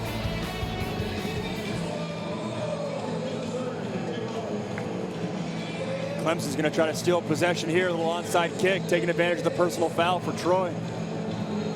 Yeah, they moved it up to the 50-yard line. Robert Gunn's going to kick it. He's just going to send it into a dead area. Fair catch called for, so they take advantage of that penalty and move Troy way back to start this drive. The ruling on the field is number 1, gave a signal. The ball is placed at the spot of the recovery, first down. Coming up tonight at 7:30, Vandy taking on Virginia Tech in Blacksburg. See it not only on the ACC network, but on the ESPN app. Enter Sandman, Lane Stadium at night. That is something to behold, so check it out. It's going to be fun watching that defense going up against Diego Pavia. That Vanderbilt offense is a different beast in terms of the triple option type of identity that they have. It's a good front seven for Virginia Tech. Interested to see if Kyron Drones, Virginia Tech's quarterback, can respond. Speaking of which, how does Troy respond here after Clemson took the ball and marched right down the field to score to start this second half? They want to run it out of trouble, but Tay Meadows has nowhere to go. Peter Woods swallows him up. And the energy in Death Valley is completely different than where it was 30 minutes ago. Peter Woods, we haven't really said his name today, their best defensive player up front. You got an NFL future, a really athletic defensive tackle. You're not going to have a lot of success running straight at that man.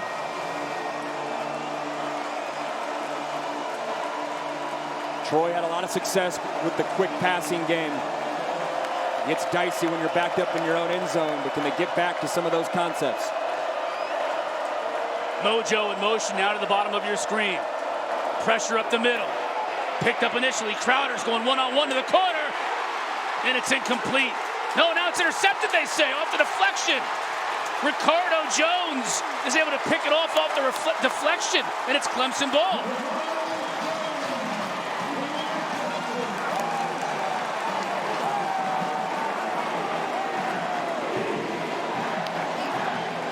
Ricardo Jones with the INT, but Ashton Hampton, the corner next to him, that's great coverage. Oftentimes when the offense is backed up, you'll see the defense pack the box, go man coverage on the outside. That's what you're getting here. Ashton Hampton, a little double move. His eyes are on the quarterback the entire way. The ball hits on his butt, and look what I found. Ricardo Jones with the INT. Hampton with the assist off his tuchus. Way to do those squats, baby. stays alive, and Jones with the INT. Clemson's in real business here. Look to strike quickly or continue with Randall. Play fake to a receiver wide open. Let's go. Touchdown.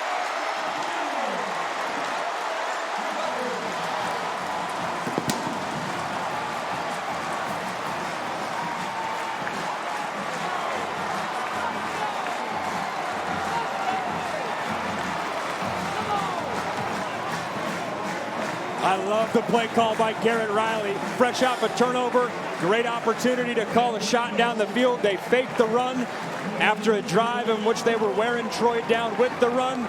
They slipped Bryant Wesco downfield, and really the first big pass play for Cade Klubnik in this game.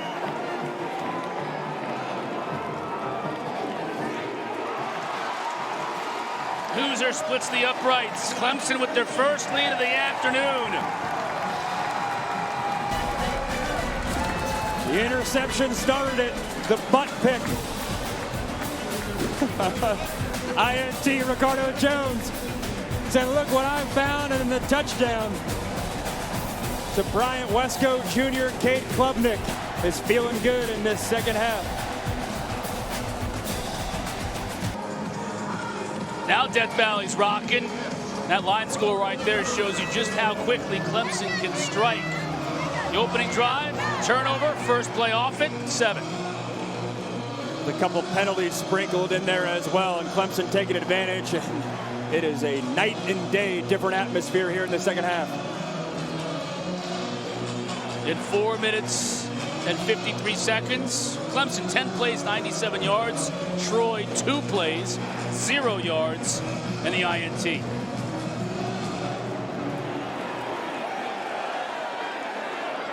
He said it at the start of the last Troy drive. Well, it bears repeating even more so now. How will they respond after being shell-shocked for 14 quick points at the start of this second half? Yeah, to me, you got to get Ethan Connor, number 14, their tight end, involved, and Rara Thomas, number 7. They had some success with different concepts featuring those guys. Those are the 2 playmakers you got to get involved. You're not going to be able to hand the ball off to Trey Meadows and just, run the ball all the way down the field on Clemson. They got the energy right now, but can you take some of this pressure off your defense, get a couple first downs? How does Troy respond?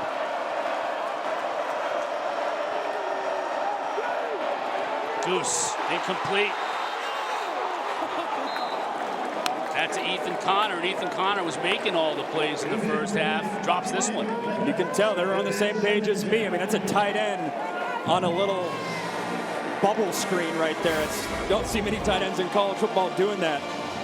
But they're doing whatever they can to try to get different angles and leverages. In the first half, those were catches they were making and blocks they were making as well. Hasn't been the case so far in this third quarter. Now the crowd is into it.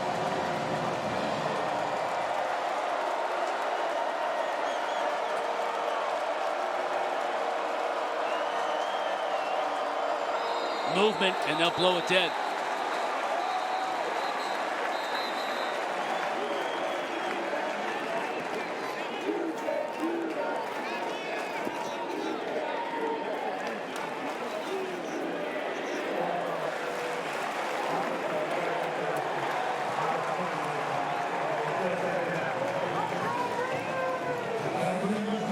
Eighth penalty against Troy today for 87 yards. Compared to only Clemson, 3 for 30. If you're going to have any hope of winning this game, that stat needs to be flipped. On the road in an atmosphere like this, can't give them any free ones. 3rd and long. If you're Goose Crowder, got to protect the football. See if you can get half back. Glover in motion out of the backfield. Protection is there over the middle. That's pretty much what he did. Got a big chunk of it back. Ronan Hannafin on the tackle. Pickup of 10, so it opens up the entire playbook here on 3rd and 5. Goose Crowder's done a good job getting the ball out of his hands. Clemson really only has 1 sack that came in the second quarter. That was a major concern if you were Troy heading into this game. If Troy's going to stay into this game, it's going to be on the right arm of Goose Crowder. Find your matchup. Disguise what Clemson's doing. They want to be a man-to-man team. Pick your favorite matchup and see if you can get a win on the outside.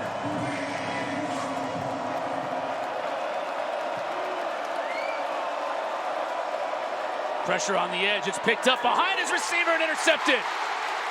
Hannafin inside the 30.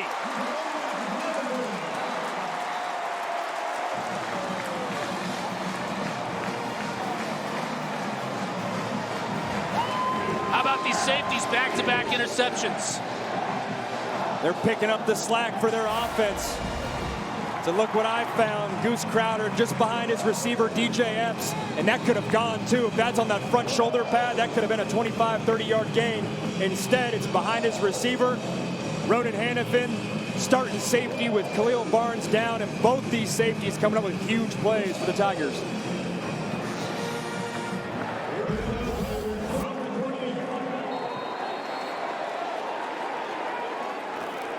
Randall back in a tailback, but split. Wesco. Great job closing on the play to drop Wesco for you lost. Devin Lafayette. Picked up a couple. Great job recognizing, too, what Clemson's offense is going there by Lafayette. Cade Klubnik was one in one direction, Wesco the other. He triggers quick and makes a tackle at the line of scrimmage.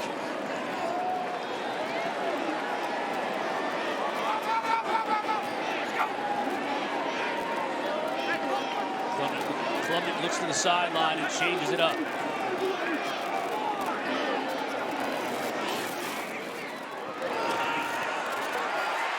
Strong throw to Wesco, first down.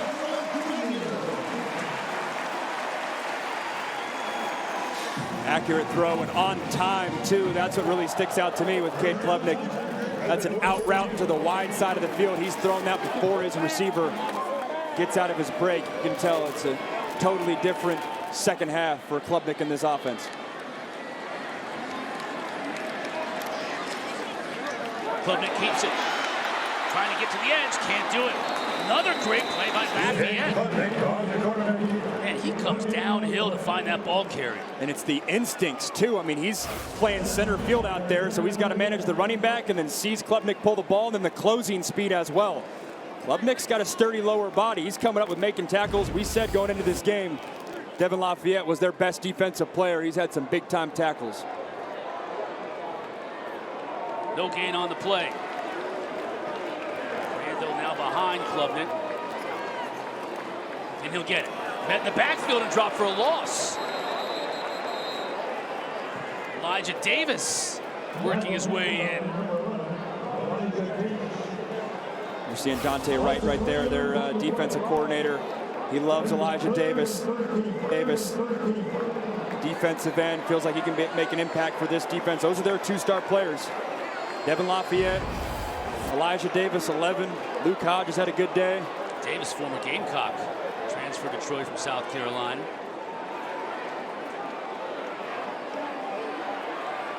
Third down and 13. Klubnik to throw. Pumps, still has time, now works his way out of the pocket. He's going to have to do it on his own. He rolls out of bounds, won't get anywhere close to the first down. That'll bring in Hoosier and company to try and add to the lead. They were running the ball so well, and that 1 second down run play. Don't get the right blocking scheme. Davis in the backfield, and you lost momentum on that drive if you're Garrett Riley. Dabo's son Clay Sweeney will put the ball down at the 20-yard line. It'll be a 30-yard attempt for Nolan Hoosier.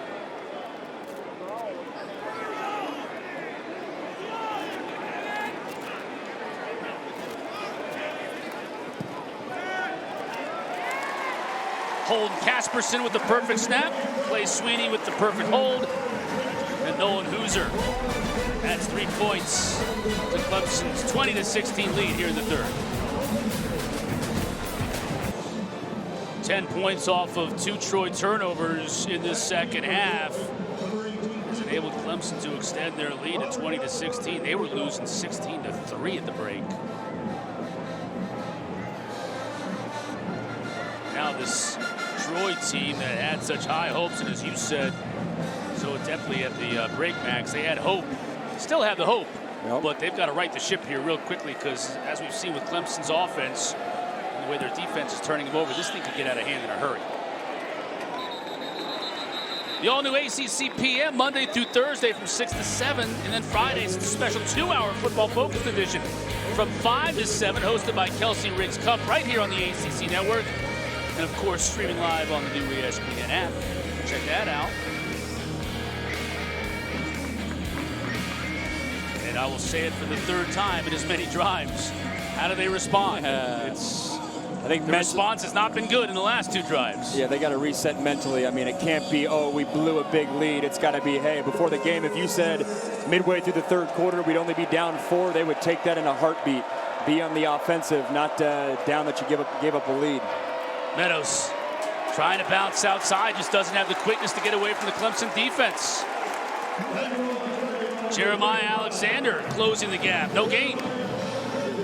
One of the reserve linebackers for Clemson. That backup linebacker unit will be big for Clemson as they move into October and November and hopefully championship aspirations. They know what they have with Sammy Brown and Wade Woodaz, with the guys behind him, Kobe McLeod, D. Creighton, Jeremiah Alexander, Jamal Anderson. That group could give them much needed depth.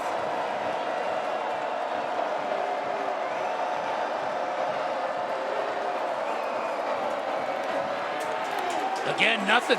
Absolutely nothing in the middle of that Clemson defense. Peter Woods. Kate Denoff involved. 3rd and long coming up. Really starting to feel the impact of number 11 right there in the middle, Peter Woods. Talked about it in the first half. On one side of Peter Woods, across from him is a true freshman, Paul Bowling. Clemson's got to think that's a big matchup. And Eli Russ at left guard too. The Troy offensive line, they've been battling. They've been hanging on. But as we get into this second half, Peter Woods is a lot to handle. There's the true freshman Bowling at center.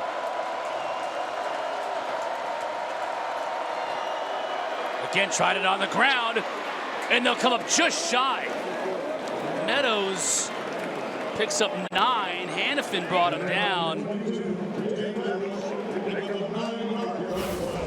Great job of the left tackle, Elijah Prather, on the right hand of your screen. He's going to be battling against Wade Woodaz. That's a left tackle and a linebacker. You like that matchup.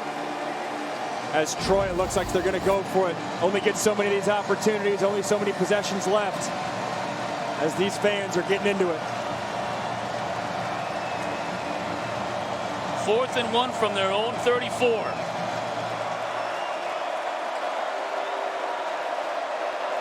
Crowder under center. He's going to try and get it on his own, and he does.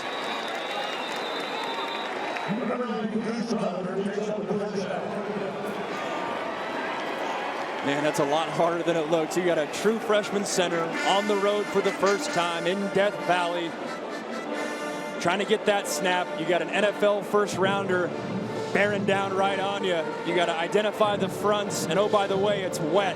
It's a great job by Paul Bolin hanging in there and picking up that first down as the center leading the way for his quarterback.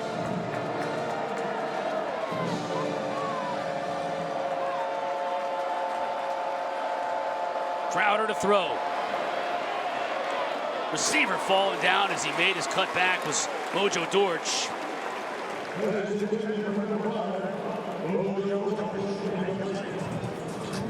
Those are the types of plays that they were on target in the first half. So far, they've had 2 drops. They had the bang-bang interception, but that's a one-on-one matchup. If you're Troy, you'd have to think you win. And then the misfire by Goose Crowder just behind his receiver on the other interception. Haven't been as efficient, haven't been as on target so far in this third quarter. High snap. Meadows still on his feet. Tough run by Meadows. About 9 yards. Ronan Hannafin finally brought him down. He broke through a couple of tackles. Yeah, it was one-on-one with the corner. I believe it was Avion Terrell to the boundary. It's a good job by Meadows making him miss. Been impressed with Meadows. Really haven't seen any of that. I got seen Jordan Lovett. But again, that's a thinner backfield for Troy than they thought a couple weeks ago.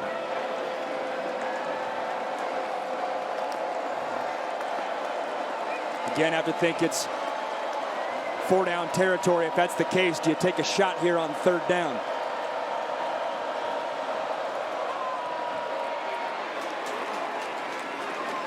Meadows falls forward. They'll move the chains.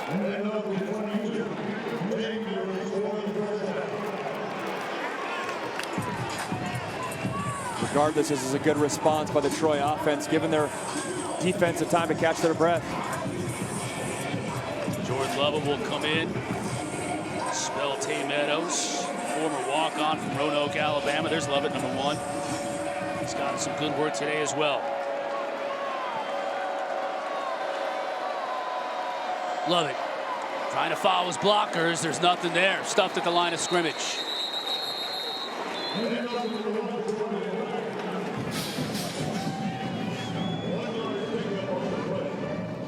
If you're looking for Virginia Tech and Vanderbilt, you can catch that game on ESPN News. Due to the weather delay, we're behind with Clemson and Troy. Following the end of that game, Virginia Tech and Vanderbilt will be on the ACC network. Back out to Chris and Max in Death Valley. I appreciate it, Justin. Looking forward to seeing how that game wraps up in Lane Stadium. We still have a good one here. Troy is not going away. Crowder with the throw. But it's almost intercepted again. Hannafin had his hands on it.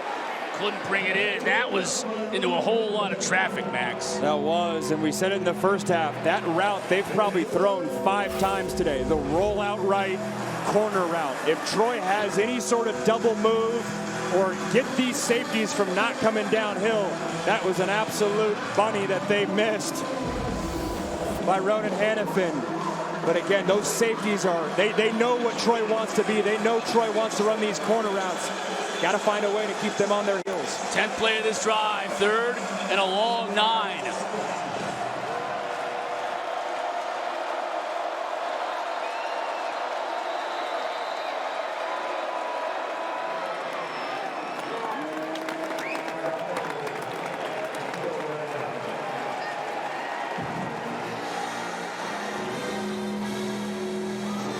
Delay of game call goes against Troy.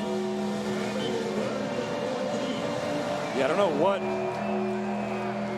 know what Jared Parker's barking about. I think he was barking it towards away from his quarterback, like a coach or something.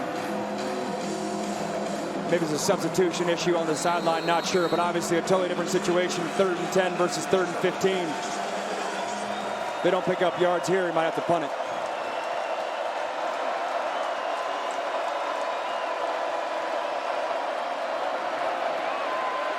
Crowder downfield, has his man, Rah-Rah with the first down.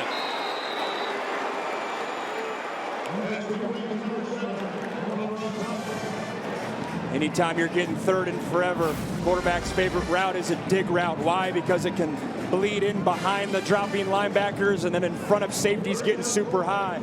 It's a good job by Goose Crowder hanging in the pocket, trusting his protection, which this Troy offensive line's hung in there. We really haven't talked much about the pass rush for Clemson.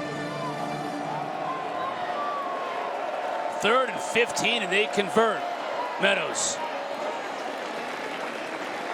moves the pile forward for a yard, maybe 2.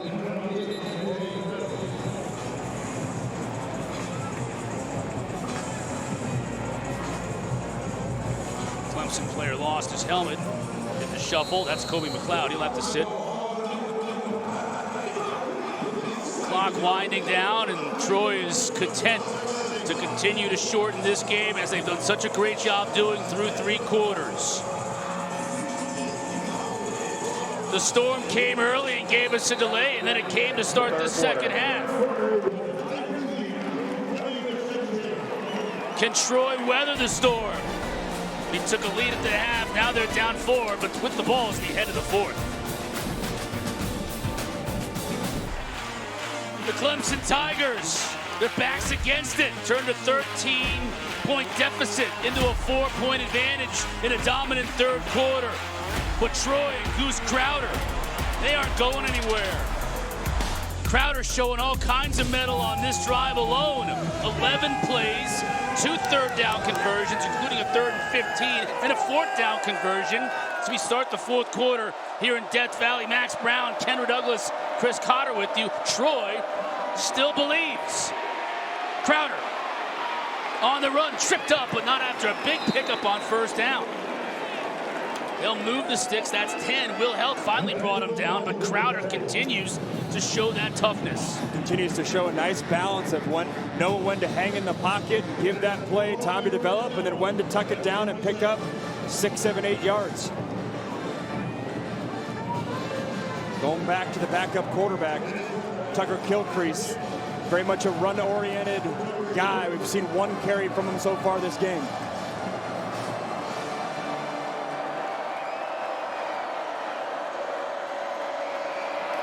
Straight up the middle. Bounces off a defender and will help, but Help hung on for no gain at all. That's the second time we've seen Kilcrease come in to no effect. And it feels random, too. Like, you have your quarterback, Goose Crowder, in rhythm, having momentum, and it's a good drive. There must be something they like front-wise that they're trying to take advantage of. That obviously that's a tall task when you're going against this defensive line. Now behind the stick, 2nd and 10. Man coverage, top of screen. Blitz picked up initially. Got it to Mojo. Gain of 5 on 2nd down. Ashton Hampton in coverage. Clemson's going to sit in man coverage and force Goose Crowder to beat him with their arm, with his arm. If that's the case, Ra Thomas at the big dig catch on the last 3rd down. Do they look his way again? He's the single receiver on the bottom of the screen.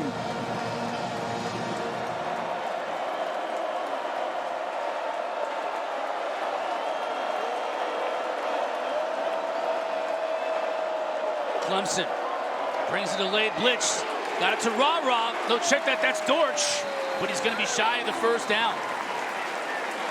Only was able to pick up about a yard as Clemson closed on defense.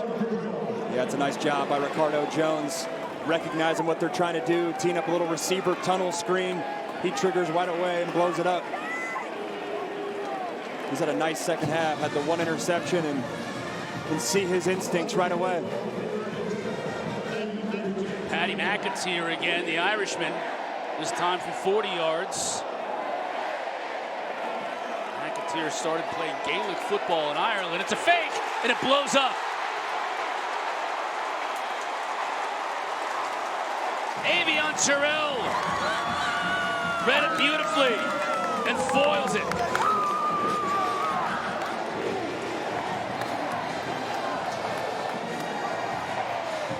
So there was something going on substitution-wise. Their coach, you can see on the top of the screen, is screaming, hooting and hollering. They must have not had a guy that should have been in the game. All out of whack. Left side of the line doesn't even move. They're trying to dial up a fake, but you could see the coach on the sideline. Something was off. Clemson takes advantage, but not a line there from Troy's perspective. A 16-play drive ends with 0 points on the board for Troy. Randall. Running hard up the middle. Gets 5.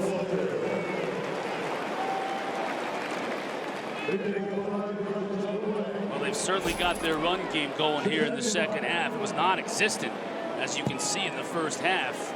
17 yards running. Randall's been going off here. They've got 66 total in the 2nd half, but offensively, just in general, too. There's much more rhythm, wouldn't you say, here in the 2nd half, both passing the ball and running. About 47 yards in all, which really came on that Wesco touchdown. Randall takes the pitch, gets just a couple. Big 3rd down coming up. I will say, I mean, Troy, that was a 6.5-minute drive. Limit possessions. You took some of the momentum away from Clemson. Clemson's got to do the same thing Troy did, find a way to stay on the field. 3rd down and 3.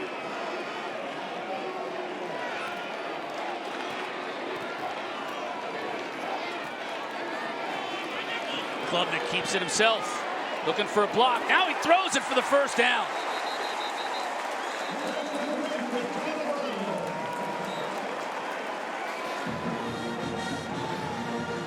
So they're hurrying up to the field. I think Clemson's trying to get a play off quickly because I thought that was illegal offensive lineman downfield.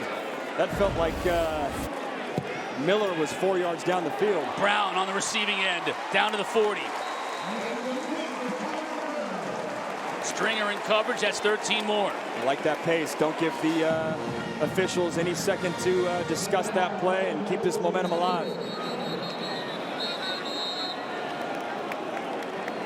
I think and Troy and their coaching staff felt exactly what you were saying. This pace was not to their liking. First timeout called by Troy in this half. 20-16, Clemson with the lead and driving.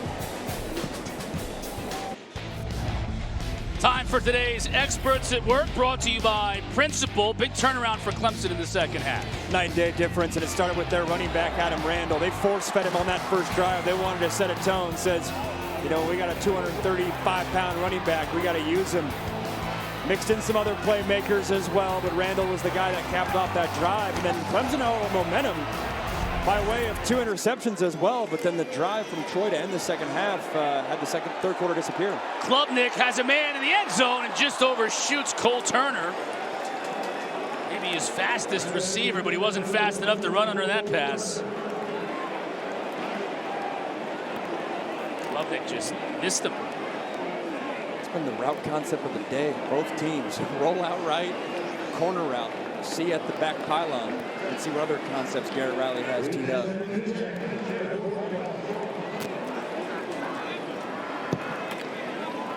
That's the type of play too that you connect with that. You're Cade Klubnik, you finally can exhale. You're like, all right, you've had the big play. Still searching for that, really. Second down and 10 on this drive.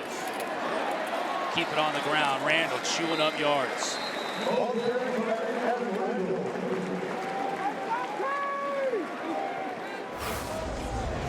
One-on-one with Randall and Kalino Levine. One corner. Keep in mind, GWES White, the other starting corner, their best cover guy is out. If Clemson does take a shot, maybe they look towards the opposite of Levine's side. Big old Elijah Thurman pulling in front of his tailback that time, providing the block. Third down and 3. Klubnik to throw. Going to the end zone. Wesco's got another one.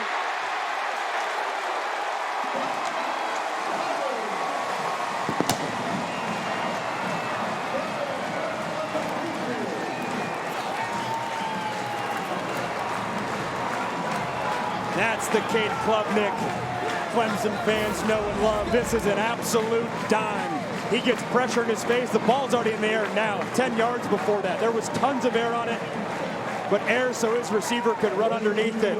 That was right on the spot. That's the best throw I've seen from Cade Klubnik this season.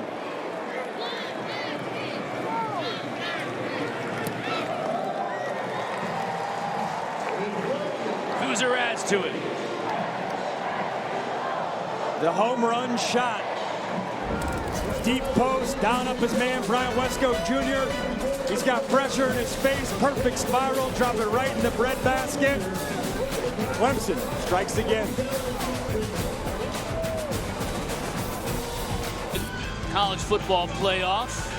You're not out of it with an early season loss, so Clemson's still alive despite losing to now number 3 LSU last weekend as we look at the AP top 10. Oregon's the team that stuck out to me. I mean, 69-3 versus Oklahoma State. A lot of these teams playing cupcakes. The Ducks look legit. Ohio State obviously taking care of business. And then Clemson right there, like you said, even with the one loss versus LSU, still control your destiny. Ohio State and Penn State just rolling today.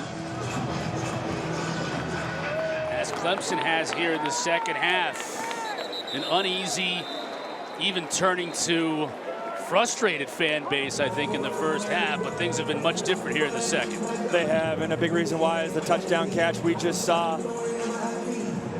Gonna have safeties down tight to the box. See, your safeties, both safeties are only 6 yards off the football. That is ding, ding, ding, gotta go over the top. They're gonna play that low, gotta punish him, and then Cade Klubnik got pressure, but that's an absolute dime. That is why he's one of the top quarterbacks in the country. Under pressure as well, being knocked to his backside right as he threw it. Goes for 6. Troy having a hard time even getting started on this drive. Ball start. Offense number 14. 5-yard penalty. It's still first down. Can Goose Crowder lead him downfield once again? You think about their last drive. Long drive all the way down the field, and then a fake field goal goes awry, and they end up with nothing to show for it. I can already tell you what the Monday thesis is going to be of Troy. Obviously, they're going to be proud of competing in this game, but man, the penalties have been their Achilles heel tonight. Back up another 5 yards to start this drive. Good gain on first down and a whole lot more. Close to the 35. Got an injured Clemson player. Looks like Ricardo Jones on the far sideline.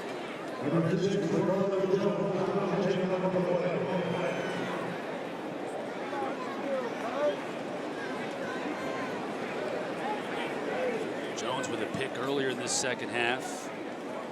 It's not the sight you want to see if you're a Clemson fan. Obviously, the injury's not good, but that's a safety position that is having to count on some new faces with Khalil Barnes down on one side. Jones, first-year starter. Warner Robins, Georgia. Peach County High School. Central part of the state.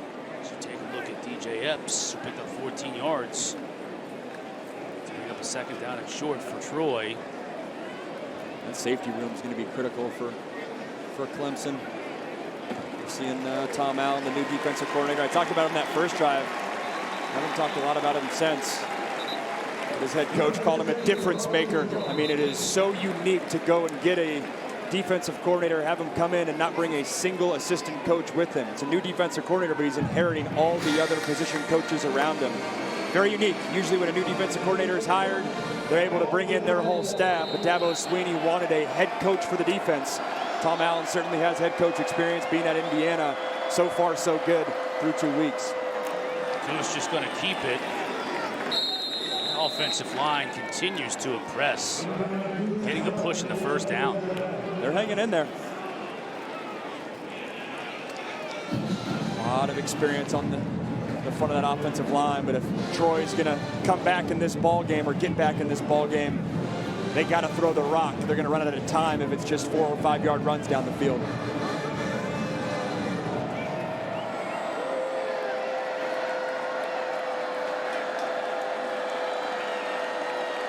Crowder on first down. Play action. Rolls out of the pocket. Gonna have to make a man miss. He can't do it. Still, he's able to pick up 5.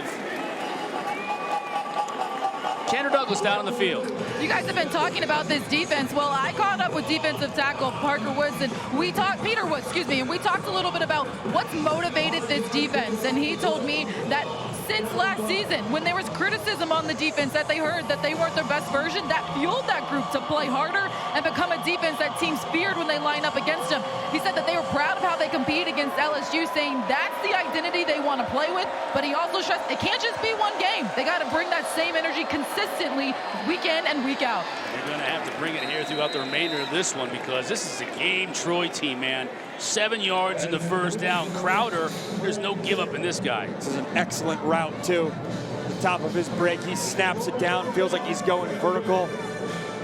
Creates some space. This is nice separation. Look at this. Actually, he's going vertical. Stems the DB. That DB is all sorts of twisted around. Remember, you have Ricardo Jones down. So they're going to count on some new names out there. Shelton Lewis at the safety spot there. There's probably some knowledge that Trey Taylor's the fastest player on this Troy team at 23.5 miles per hour when he gets going. Again, play action. Crowder looking downfield. Has a man open. That's that tight end again inside the 30 down to the 25. It's Ethan Connor.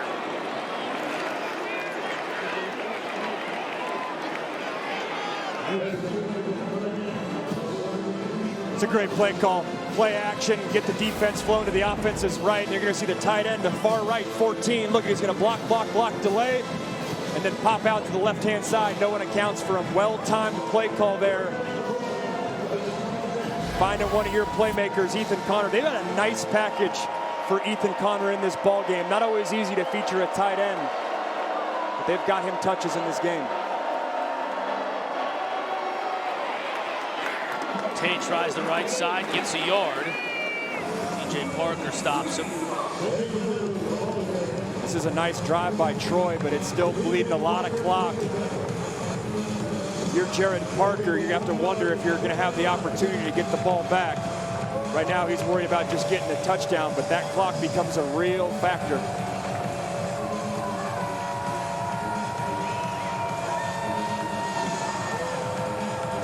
Tay Meadows in the backfield and Crowder under center.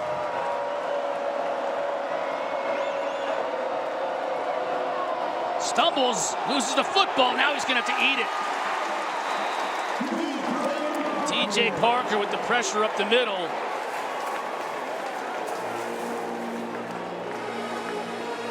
Looked like the exchange was okay. Looks like his foot got stepped on. Yep, his foot got stepped on by either right guard Matt Henry or Paul Bowling, and then that got him all out of sorts. Yep, you can see the Matt Henry's working across on Peter Woods. His foot gets stepped on. I've always said going under center sounds and looks easy when you're sitting on your couch. It's not always the easiest thing when you're looking straight at an NFL defensive tackle and you're getting a snap from a true freshman. Loss of 11. Crowder now rolls the pocket. He's going to be lost. Drop for a loss for another time. That time it was Will Held, the transfer from Purdue.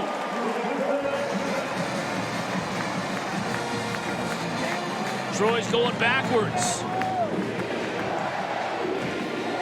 And only the second sack for Tom Allen in this defense. Will Held hadn't said his name so far today. The big-time transfer from Purdue. Lots been made the past couple of years of Dabo not going in the portal. Well, he certainly went in the portal when he absolutely had to. And Will Held, he's going to go get himself a good one. It is now 3rd and Gaffney. 26 yards. Check it, 4th down. This is desperation time right now for Troy. Crowder was banged up on that play. Got the dirtiest jersey on the field. I'm going to take a quick break. We'll be right back with 4th down. Troy lining up to punt. After opting that 4th down, and 26 was a little bit much. Clemson didn't have anybody back. It's a beautiful kick. Can they keep it in the field of play? They cannot. Punter Evan Crenshaw did all he could do, but Troy wasn't able to cover, and it'll be a touchback. And this drive right here has to be an Adam Randall drive. Take another look at it. It rained a ton earlier in the day, and the Troy player just losing his footing and can't get back before the ball rolls across the goal line. Miss out on a lot of field position as a result of that. Ends up really only being a 20-yard change of field position.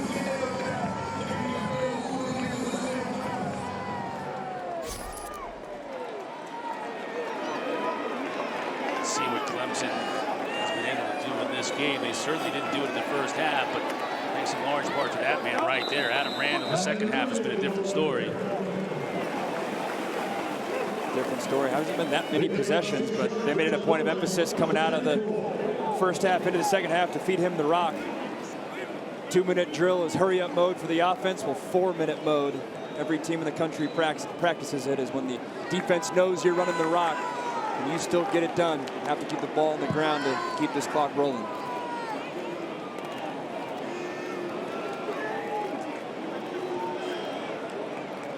Just going 100 yards, over 100 yards rushing in the game, and Randall himself has 97.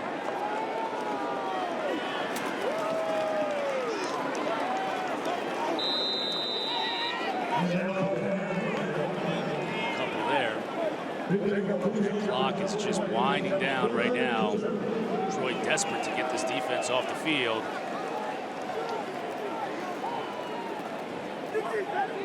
Troy is selling out with their safeties lined up very close to the box.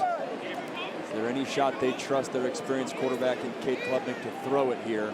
A little bit of a risk because you run the risk of the clock stopping, but you could get some advantageous matchups in your receivers on these DBs one-on-one.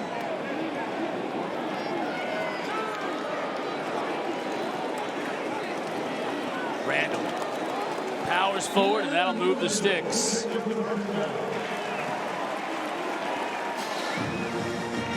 Troy with 2 timeouts on the board. Randall's gone over 100 yards rushing on the day. You certainly wouldn't have thought that was going to happen at the end of the first half. It's been that kind of a second half of the bell cow, though, for the Clemson Tigers. You know, Dabo loves the fact that he thinks his team might be able to burn the remaining 2.5 off on this clock without giving the ball back to Troy. One more play before the 2-minute timeout.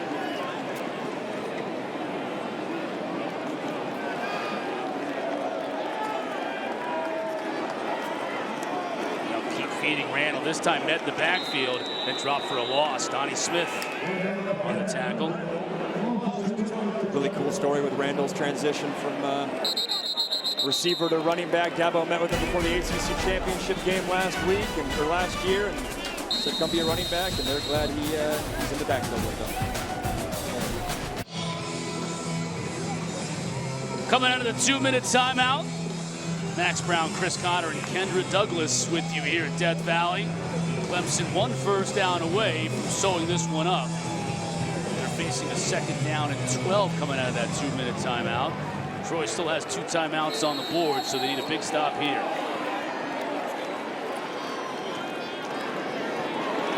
Just feeding Randall, letting him run tough. The big 235-pound tailback picks up the first down. That should just about do it.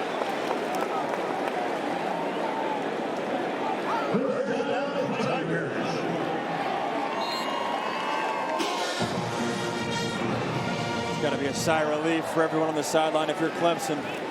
Right there, we're seeing Antonio Williams, their star receiver. He was out, but man, what a sluggish first half this was. Sluggish might even be an understatement. They were shocking. They were first getting half, yes. shocked. But they responded. Now they'll look forward to next week. They've got a showdown as they open up ACC play along with Georgia Tech in Atlanta. Tech hammered Gardner Webb earlier today, so they had no issues. I don't think it's insignificant either that you had that last touchdown throw by Cade Klubnik either. I mean, to get him in rhythm and get him, you know, some confidence, momentum going into conference play. I mean, obviously you'll take a win, but you want that number 2 playing at his best. Clemson, I still don't know where they're at receiver-wise in terms of if Antonio Williams is down. You know, is T.J. Moore and Bryant Wesco Jr., they love them internally, but can they be featured, you know, go-to receivers and live without Antonio Williams? That'll be the question these next couple of weeks, should Williams be down.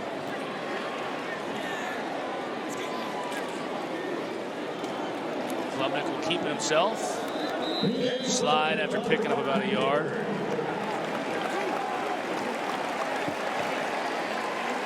If you're Troy and head coach Jared Parker, you got to love the fight from your guys. He had a shot right there a little bit to win this ball game, but to go toe-to-toe with the 8th-ranked team in the country, not too shabby. 2 coaches meet in midfield. I'm sure a lot of love from Dabo to Jared Parker for the effort that his Troy Trojans put out on the field today. It just wasn't quite enough. This Clemson and this Tiger team was able to pour it on in the second half and finally find their rhythm offensively. Defense was able to force a couple of turnovers, a couple of touchdown passes from Cade Klubnik. And in the end, it was a 27-16 win for the Clemson Tigers. For Max Brown, Kendra Douglas, and our entire crew, I'm Chris Cotter. Thanks for watching. Let's send you to West Urban, the crew in Blacksburg, Virginia.